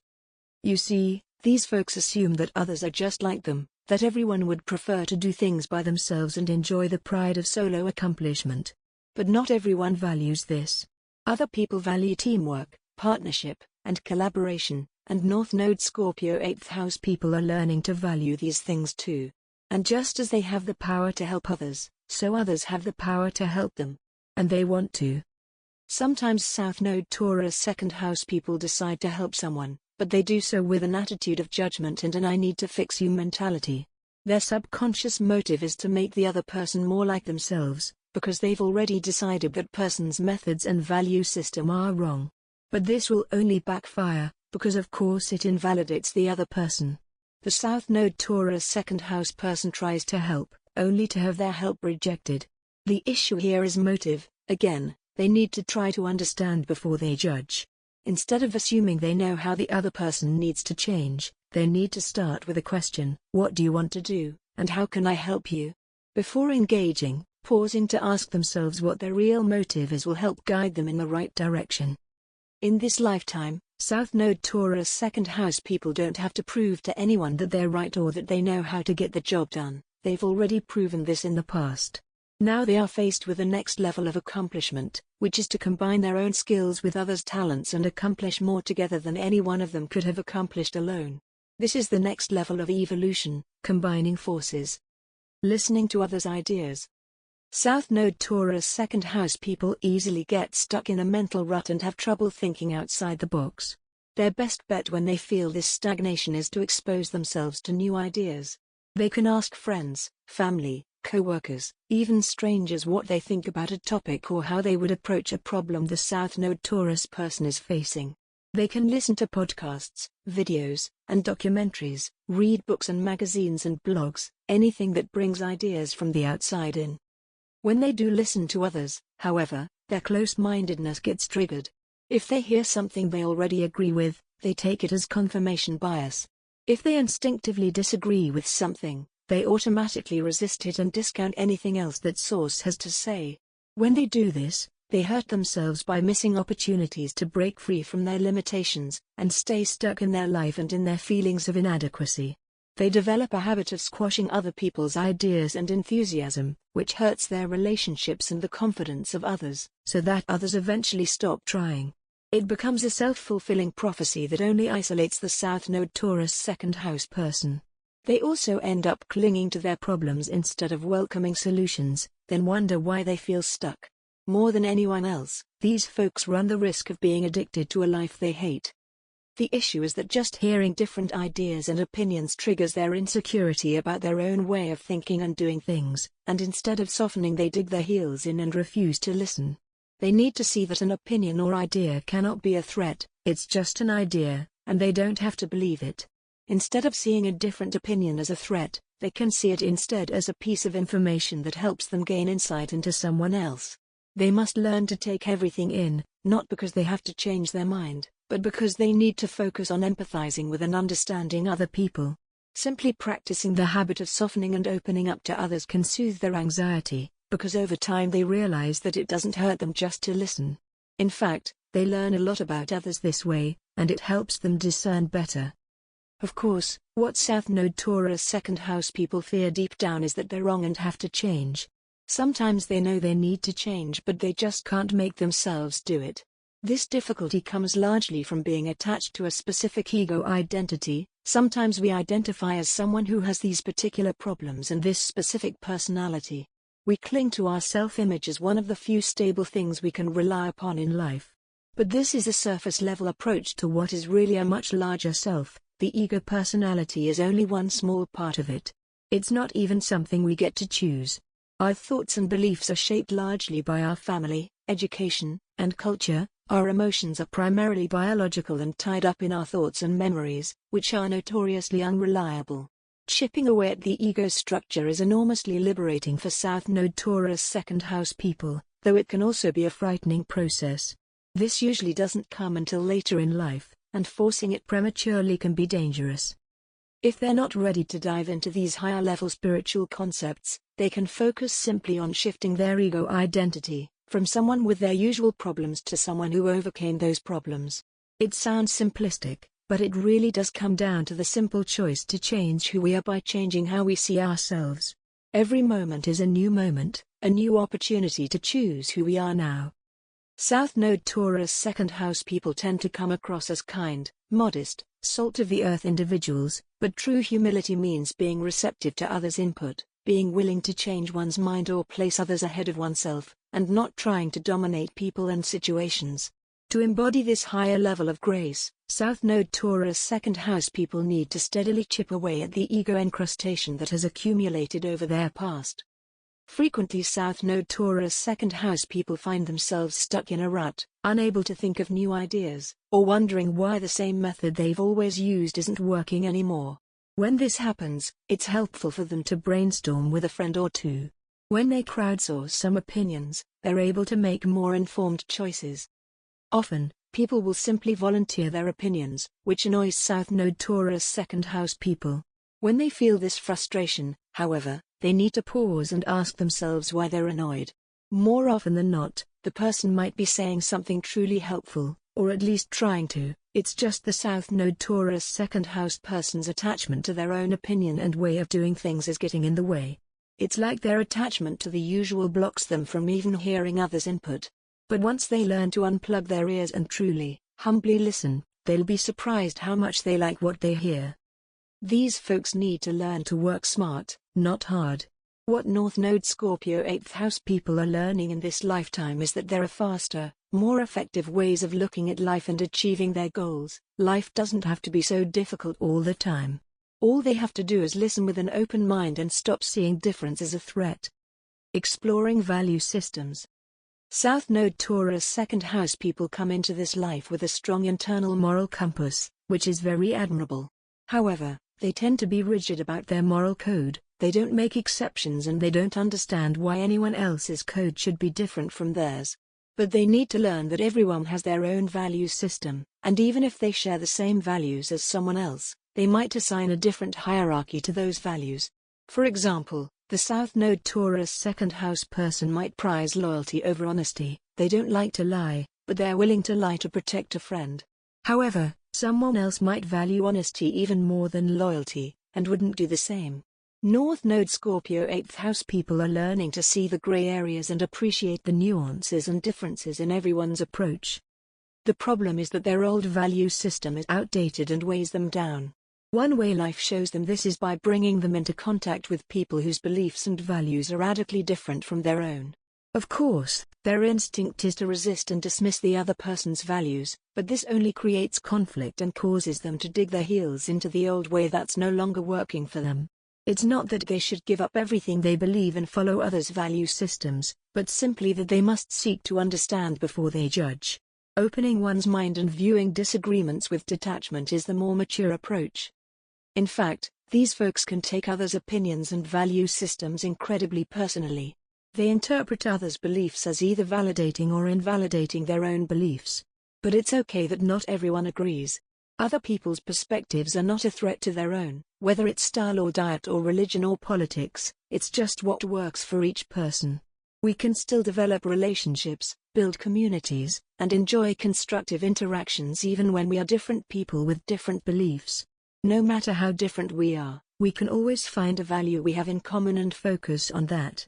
Much of this has to do with looking beneath the surface to find the common values underneath. For instance, we may be on opposite ends of the political spectrum, but deep down we all fear for our future and want to live in a safe and prosperous country.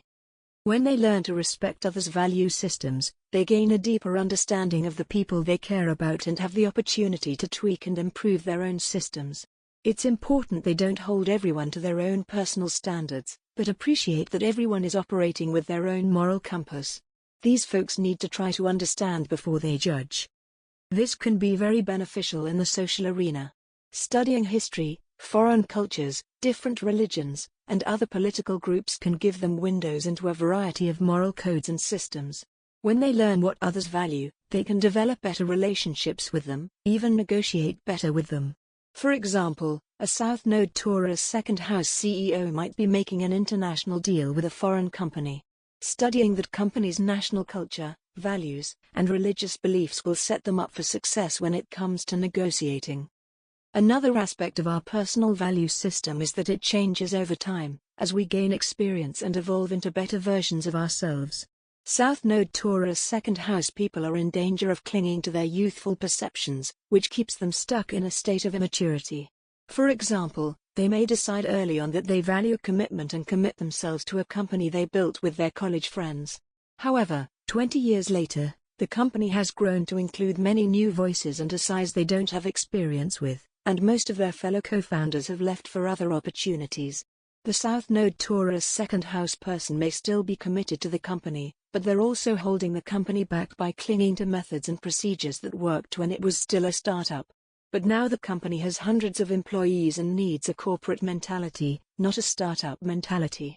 The South Node Taurus second house person's attachment to the past and prioritization of commitment at all costs is now hurting the company they so lovingly built.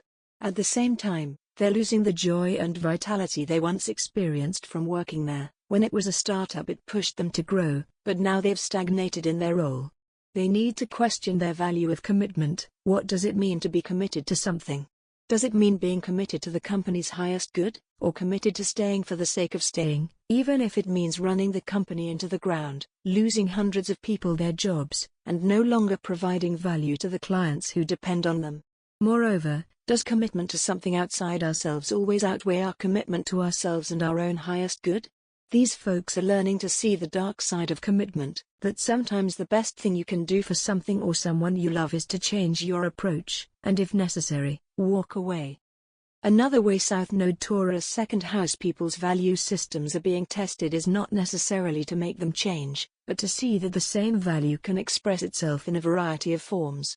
The issue with South Node Taurus second house folks is always attachment to the form rather than the spiritual truth underneath. Seeing through material form to the value fueling it is what North Node Scorpio 8th house is all about. Scorpio always sees beneath the surface and into the heart of the matter. For example, the South Node Taurus second house person may value nurturing in relationships and enjoy taking care of people. However, their mother is very critical, and the South Node Taurus second house person doesn't view this as nurturing.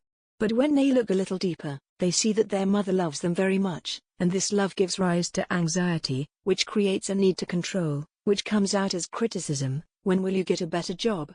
Why haven't you cleaned your room? You need to brush your hair. On the surface, it is criticism, but the energy fueling it is love and caretaking, combined with a lack of trust that creates anxiety.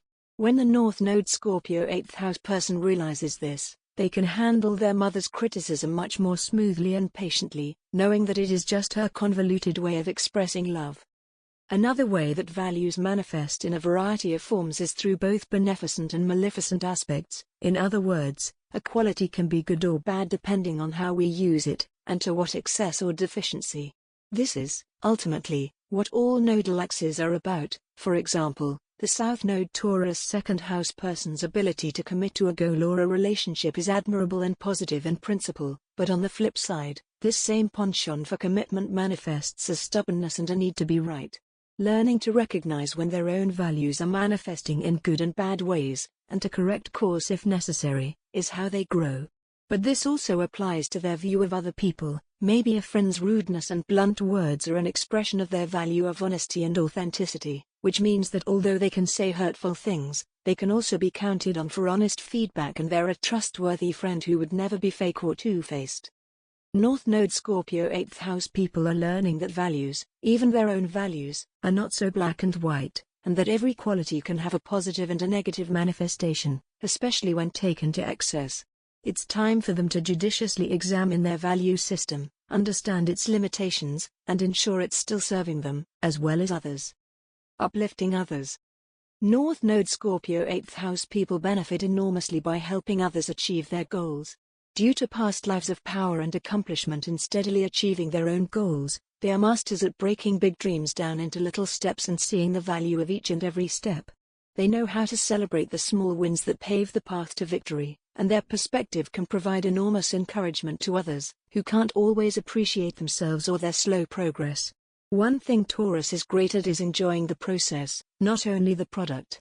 In this lifetime, they're meant to lend their expertise to help others achieve tangible results. As they help someone achieve their goals, they come to understand that person's value system. Instinctively, South Node Taurus second house people don't feel confident supporting others because they don't know what the other person needs, or else they project their own needs onto the other person. But the solution is simple: just ask. When they simply ask someone else what they need and value, they learn about the person's value system, get the answer they need, and show the person that they value them and their opinion. It's a win-win. Providing this kind of help to another also reaffirms the North Node Scorpio 8th house person's value, which they don't always appreciate in themselves. As they empower others, others reciprocate by giving them the energy and inspiration to grow as well. North Node Scorpio 8th house people always expand when they allow themselves to merge with others, each one adding to the other's life. This is a lifetime of empowering others and receiving more than they could ever expect in return. A bad habit that South Node Taurus second house people have to guard against is the tendency to tear others down. Coming from an egoic place of comparison, they often downgrade others' efforts in a subconscious attempt to make themselves look better. Even if someone does a good job at something, they can't help but point out another area where the person failed in their eyes. Nothing is ever good enough for these people, something is always wrong or not good enough. Of course, this is only a projection of their own self-worth issues, and perhaps the way a caregiver once spoke to them, and instead of motivating others to improve, it just erodes their self-confidence and poisons the relationship. When they do this, South Node Taurus second house people do not realize how much damage they're doing, nor how much their own image suffers in the eyes of those they want to impress. They end up making themselves look bad, not the other person. Instead, they need to focus on appreciation, finding qualities, values, habits, and deeds that others do and that add value to the collective. When they adopt an attitude of gratitude, not only do others feel better, even if the North Node Scorpio person says nothing about it, but they feel better themselves and begin to view life and other people through a lighter lens. Partnering, discrimination, and bonding. Once North Node Scorpio 8th house people learn to see others more clearly, their next task is to learn how to discriminate. Not everyone is a harmful invader, but not everyone is a conscientious helper either. These folks' success often depends on a careful choice of partner. The key is to leverage their empathy and understanding to tune in deeply to others' energy, values, and motives. This is not a purely logical task. Paying attention to our feelings often gives us more information than considering only what can be written down on paper. After all, plenty of people look good on paper but are actually bad for us. The right partner will naturally infuse these folks with energy, creativity, excitement, and inspiration. They will expand the North Node Scorpio 8th house person's sense of self and possibility. They will make them feel safe and secure while also empowering them to take greater risks and embrace constructive change. North Node Scorpio 8th house people are destined to experience deep bonding with a partner in a one-on-one relationship.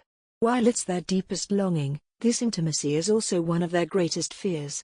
They must first work through their fear of vulnerability and get deeply in touch with themselves, develop self-trust, and then consciously take small risks, one at a time, in opening up to someone. North Node Scorpio 8th house folks are not interested in superficial relationships, but may sometimes engage in them due to this unconscious fear of intimacy. Others may find them shallow and superficial, thinking they don't truly feel very deeply. They may be right in a way. South Node Taurus second house people can be so out of touch with themselves that they don't know how they truly feel, nor how deeply they feel it. As well as working through fears of vulnerability and getting in touch with their deep nature and feelings, North Node Scorpio 8th house people must develop trust in others. This can be the most difficult step, as part of this nodal path involves the experience of betrayal, which is meant to teach them how to discern better between who is and isn't right for them. These folks are naturally honest and loyal people who may have been burned many times before learning their lesson. However, once they finally snap, they may take distrust to an extreme and lock others out of their lives. But this is an unbalanced approach. This is where their South Node Taurus second house skills come in handy. They know how to build something slowly to ensure long-term stability and satisfaction. They don't need to rush their judgments, conclusions, or commitments. but they do need to balance their natural slowness with pushing themselves to expand their comfort level. It's a fine balance, but they can strike it, especially when they have open-minded and clear communication with the right partner. Once they learn to look beyond the material and tune into their own deep feelings and energy, North Node Scorpio 8th house people will be able to tune into others' energy too. This will help them assess and discriminate between people. When they misjudge, it's usually because they are projecting their own values onto another, choosing to see what they want to see while ignoring the red flags, or on the flip side, giving into paranoia and closing themselves off to stay safe. A telltale sign of this is black and white thinking. If they think someone is entirely good or entirely bad, they're wrong. They are learning to see the complexity and humanity in everyone, including themselves. North Node Scorpio 8th house people can become incredibly empathetic, but this can lead them to become rescuers rather than real helpers. Their South Node Taurus 2nd house habits kick in and they assume they know what the other person needs, but when they take action based on their assumptions, it backfires. Again, it helps these folks to approach with questions rather than assumptions. But this goes both ways. When someone asks them what they need, they must resist the urge to silence themselves, revert to self-sufficiency, and pretend they have everything under control. When they allow someone else to help them, they actually affirm that person's value. Everyone wants to feel useful and appreciated. The point is not for the North Node Scorpio 8th house person to abandon their own needs and values altogether to completely subjugate themselves to someone else's whims. They must beware of going to extremes and becoming people pleasers, because this is not true authentic bonding, but a dishonest bid for connection and a negation of self still rooted in me/you instead of us. They should still bring their own healthy sense of self and independence to the relationship, and need to continue clearly advocating for themselves as well. With the right person, they'll be able to resolve conflicts with fair compromise and fulfilling exchange, because the right person will want to reciprocate their efforts to empower each other. Instead of leading separate lives or devolving into codependency, the couple will exemplify healthy interdependence. Whoever they choose, these folks must make sure it's mutual. Reciprocity is key. North Node Scorpio 8th house isn't just about giving support, but about accepting it too. Ultimately, it's the same thing. Very often, these folks fear creating conflict by revealing their true feelings. They may try to solve their inner conflict on their own rather than invite their partner into the process, which reveals their lack of trust in their partner. This leads them to sabotage their relationships by crushing communication and abolishing authenticity. This is another example of when they're operating on the basis of assumption and projection. They assume that their honesty will create conflict, but they don't know unless they try. They also assume that conflict is bad. Healthy, open conflict is essential for the authentic functioning of any relationship. It's only through productive conflict that the couple will learn what each other needs and feels and be able to create a solution together, or, if necessary, end the relationship and free themselves up for someone more compatible.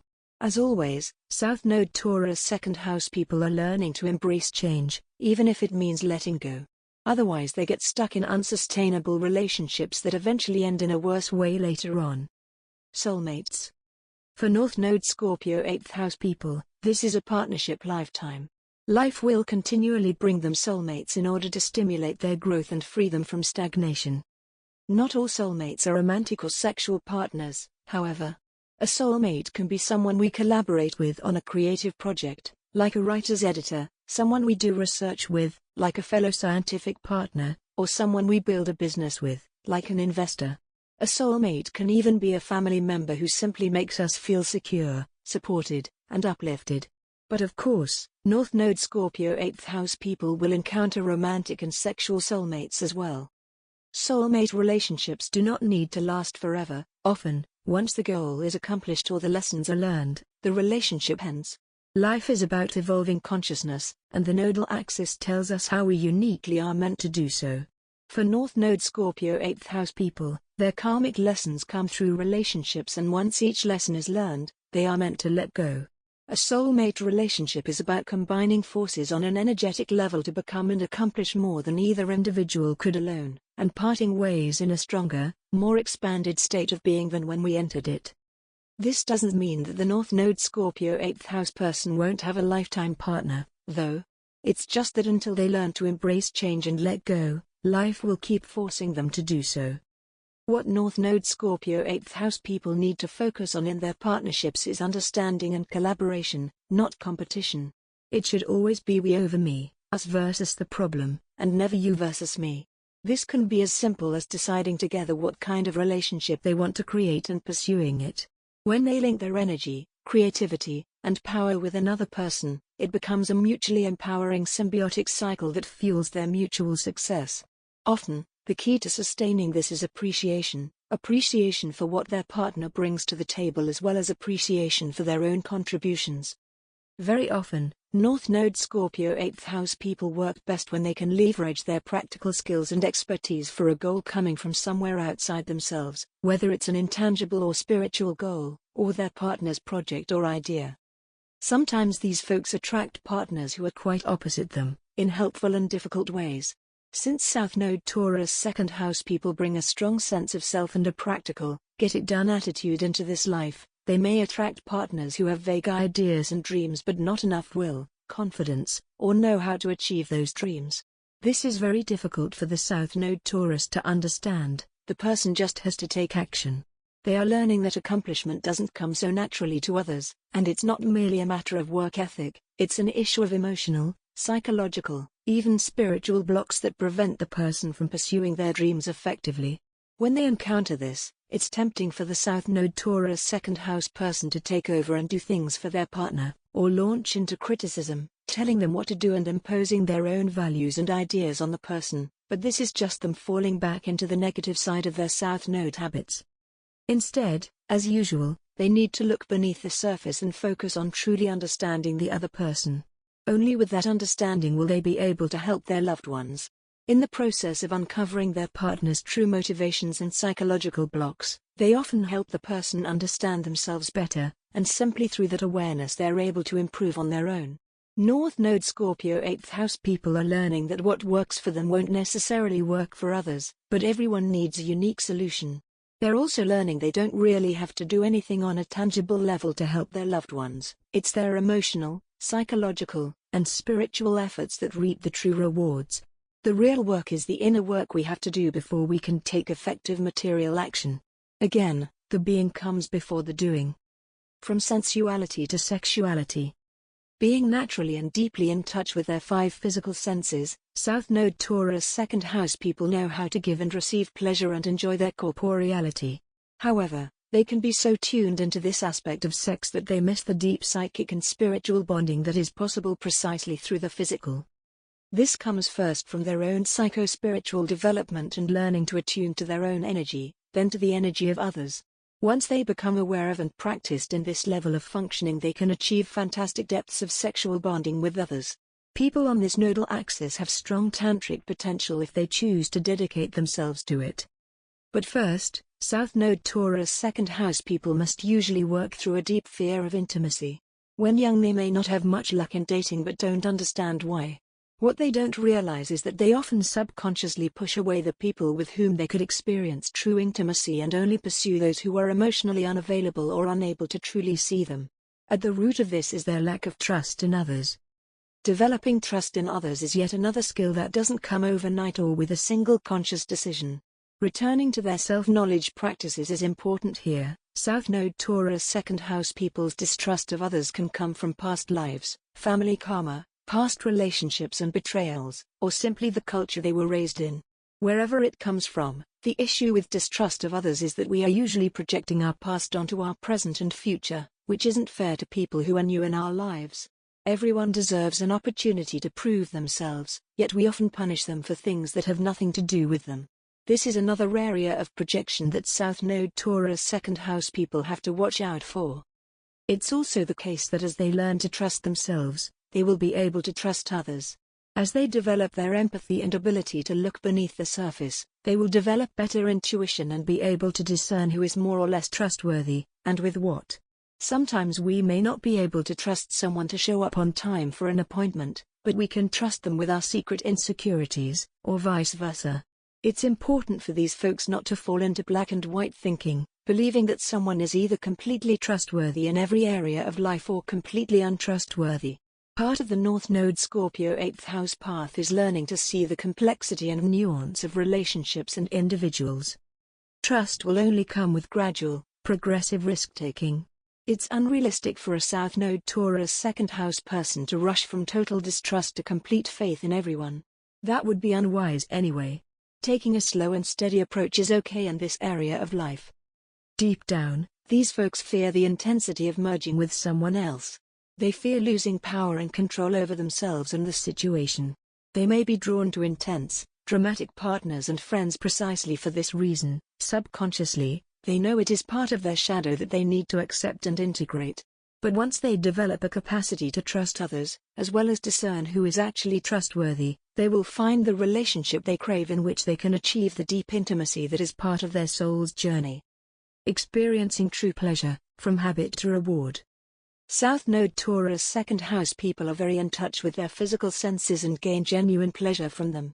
They were born with a natural attunement to the earth and feel very nurtured by Mother Nature. Gardening is a wonderful hobby for them, giving them a sense of calm and rootedness, not to mention the many known health benefits of touching and smelling soil and plants. When they learn what each plant needs to survive, they practice tuning into another living being, appreciating its values, and tending to its needs. In fact, other people often get the same sense of peace, stability, and nurturing from the South Node Taurus person themselves.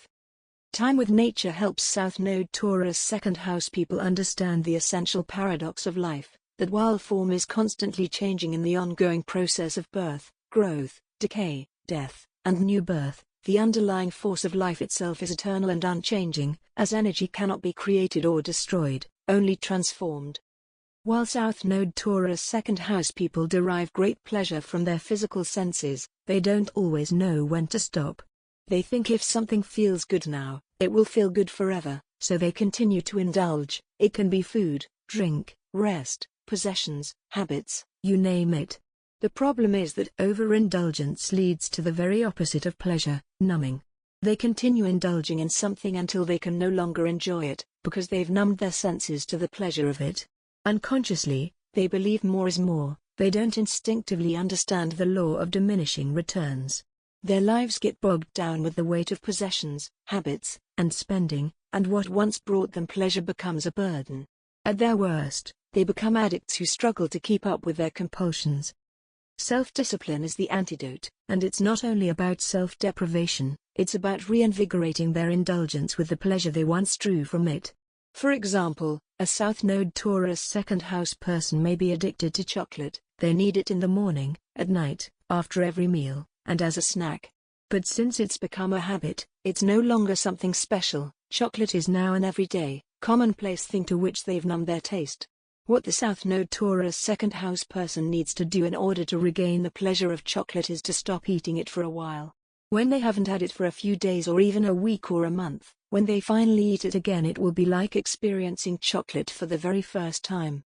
It will bring them an inordinate amount of pleasure and satisfaction, and if they continue to limit themselves to only having chocolate on special occasions, or on Fridays after a long work week, it becomes a special treat instead of a commonplace habit.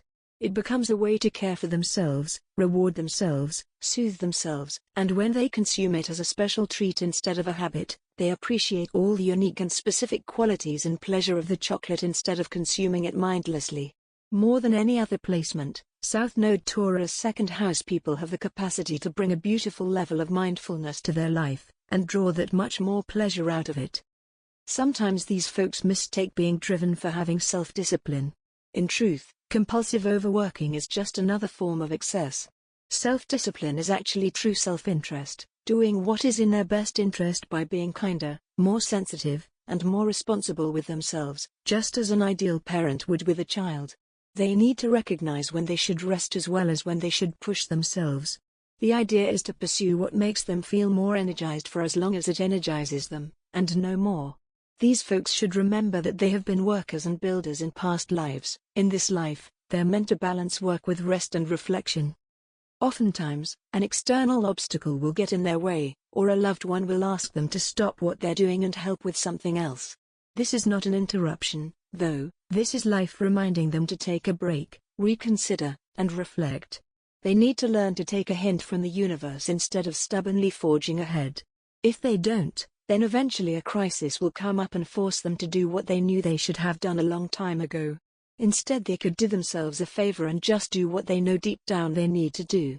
Sometimes it even helps to create an artificial crisis, like a scheduled break or short deadline, to force themselves out of a rut. Because they are so attuned to their physical senses, South Node Taurus second house people tend to have an underdeveloped intuition, which is what Scorpio excels in. They may have a fear of speaking, poor vision and memory, learning difficulties and spiritual skepticism, limited beliefs, materialism, domination over others, apathy, denial, a lack of imagination, headaches, and even aphasia. They may also be shy, lonely, isolated, bitter, critical, or lack empathy. This may be due to any number of past abuses, their perception has been invalidated, or they've been gaslit and even lied to. Their caregivers did not practice what they preached or withheld information from them. The education system quashed their curiosity. They were forced into a specific religion. Their caregivers prioritized obedience and didn't allow them to question anything or think for themselves, or they even grew up in a frightening environment like a violent home or neighborhood or even a war zone. At worst, people with this nodal placement can live in constant survival mode, without the luxury of tapping into their higher self or even reflecting on their life. To heal this, they need to practice bringing energy up from the lower chakras into the upper ones. Practicing clear communication and creative self-expression, self-reflection and imagination, self-knowledge, awareness, and spiritual connection, all help in this respect. Other healing practices can include creating visual art, meditation, working with memory, dream work, hypnosis, guided visualizations, past life regression therapy, developing a spiritual practice and beliefs authentic to them without external authority, following their curiosity and studying what truly interests them, and examining their belief system. The North Node Scorpio 8th House Workbook on northnodesignandhouse.com includes many more specific suggestions, practices, and journal prompts. Remember, spiritual trauma is when someone hands you an inner critic and tells you it's the voice of God. From separation consciousness to unity consciousness. At the heart of every religion and spiritual faith, and even of physics and biology, is the knowledge that all that lives emerged from a single source, whether we call it God or the singularity that preceded the Big Bang or life itself. This vague idea is almost universally agreed upon. What Buddhism calls unity consciousness is not only the intellectual awareness of this inherent oneness, but the emotional, psycho-spiritual experience of it, and it is the subject of enlightenment. Yet we are all born into physically separate bodies and raised in cultures and societies that teach us separation consciousness, a state reinforced by our egoic minds and their instinct for self-preservation. This is the belief that all we are is separate from other people, other animals, the earth itself, and the universe at large. When it comes to the nodal axis of astrology, it is my belief that some have a harder time accessing unity consciousness than others due to past lifetimes spent in survival mode and attachment to material reality. These include the Earth's south nodes and some of the fire south nodes, including the south node in Taurus in the second house.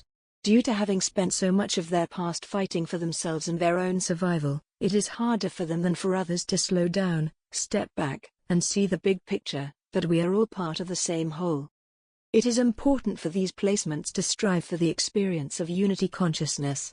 They can do this through meditation, reading spiritual and philosophical texts, listening to spiritual teachers, spending time in nature, and more.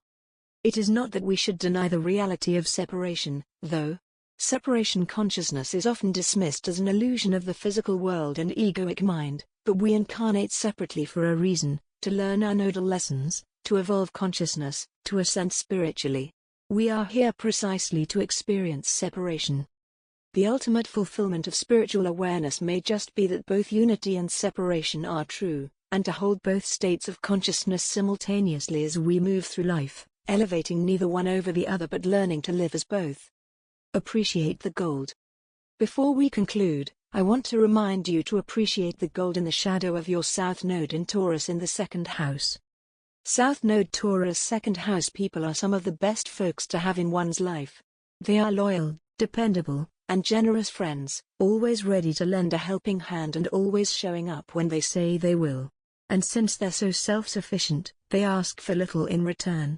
They have a solid, reliable nature that others can depend on. They're often the rock of their family or friend group. Just being around them can be incredibly comforting.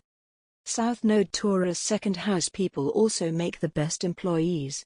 Their innate loyalty means that they'll often commit to a company or organization long term and keep working to improve it, being genuinely invested in the best outcome for all.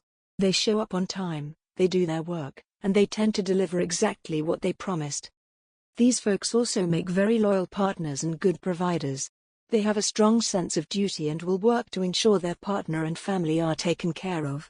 They tend to be the strong silent type, and unless other aspects or positions in the birth chart contradict this, they will never abandon their loved ones. But it's not all work and no play for South Node Taurus second house people. They do know how to relax and have a good time when they feel like they've earned it.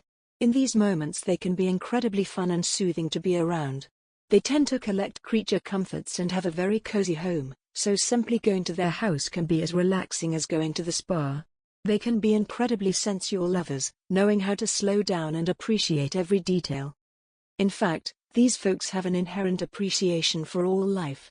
They have an innate connection to plants and animals, and intuitively they know they are connected to nature and the earth. Taurus is really all about value, and while they get a bad rap for being materialistic, that's only the less evolved type of Taurus. The more evolved Taurus is the spiritual type, with a deep understanding of the inherent value of life itself. More than any other sign, they see the worthiness of every living being, regardless of species or sin. This makes them very forgiving and gives them a quality of grace that few possess. Once it is balanced, our South Node also become the foundation for our North Node. As with everything, each archetype contains the seed of its opposite, like the yin-yang symbol. It is precisely because South Node Taurus second house people know how to slowly build something long-lasting that they are able to turn their skills toward building an inner sense of security as well as genuine intimacy with another. It is through this balance they can finally achieve the sense of peace and oneness for which their soul deeply yearns. Further practice and inquiry. I hope this ebook has been illuminating for you on your personal quest for growth. In all my work, my goal is to help raise the collective level of human consciousness. We are each responsible for doing so, by taking responsibility for our own individual piece of consciousness. With the information I've communicated here, I hope you feel more empowered to take care of your own. I wish to communicate a few more things to look for which may be helpful.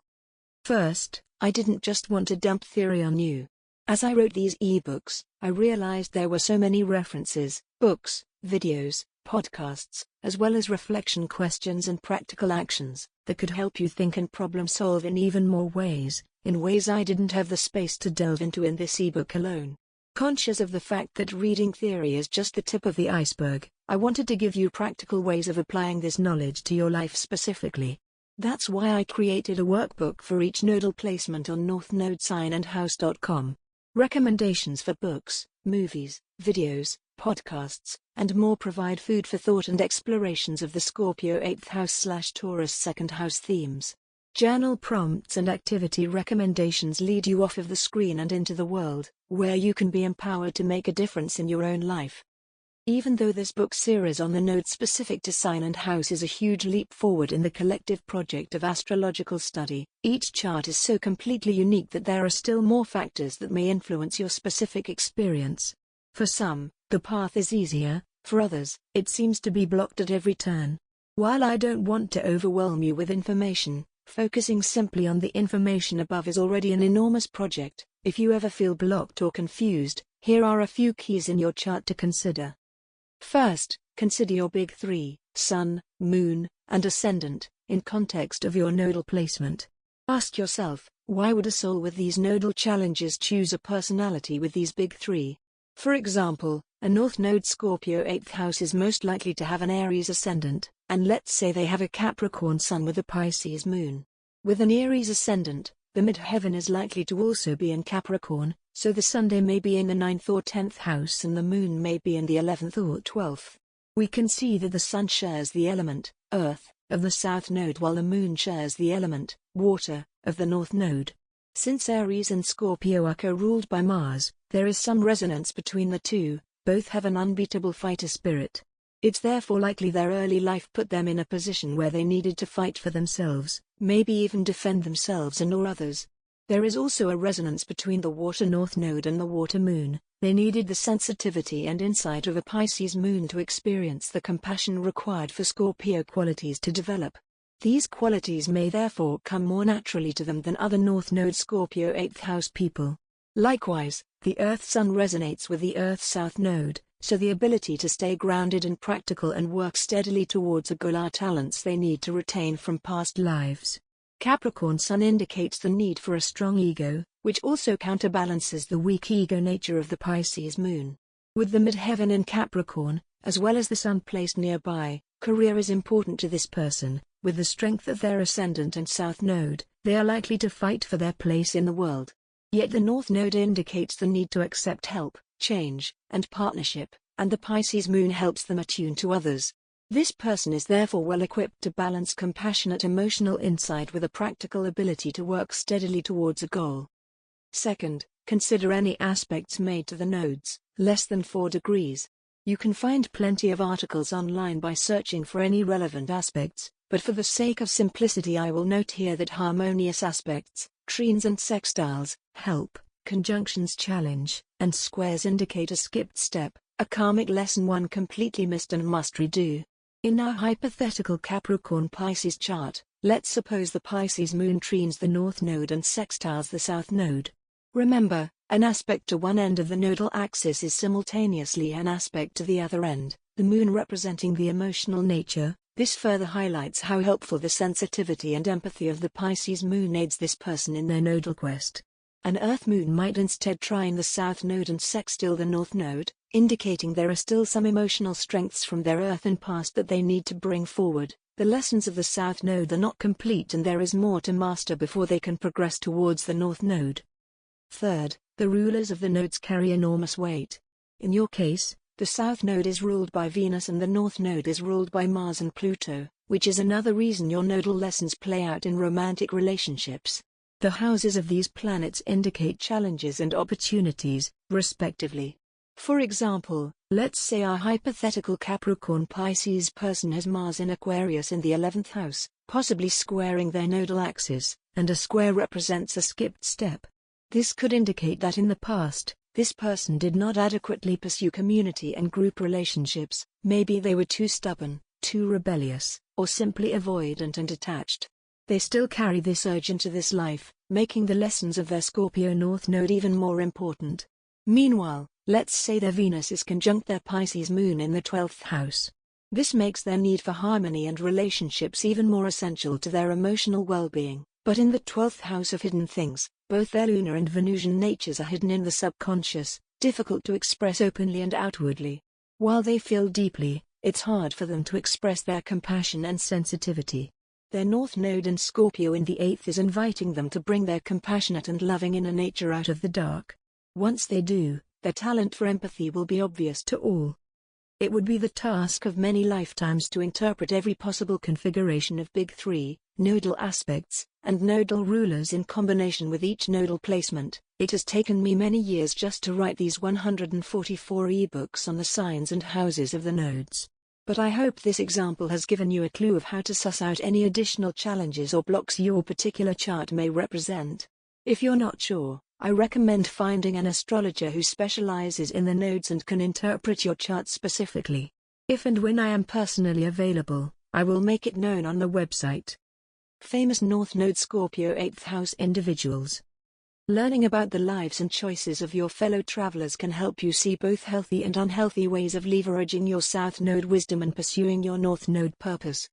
Abraham Lincoln, Ellen DeGeneres, Bela Lugosi, Sun Myung Moon, Proclus, Clarice Lispector, Teresa Hines, Henri René Lenormand, Paul Signoc, Dodie Clark, Michelle Cifra, Umberto Boccioni, Phoebe Bridgers, Bo Derek, Martina Navratilova, Nancy Spungen, Boris Vian, Andy Gibb, Jack Lang, Anna Paula Orozio, Tiziana Lodato, Peter Bogdanovic, Steve Lukather, Diane Tell, Marcelo Gallardo, Susanna York, Theodore Monad, Susie Bagas,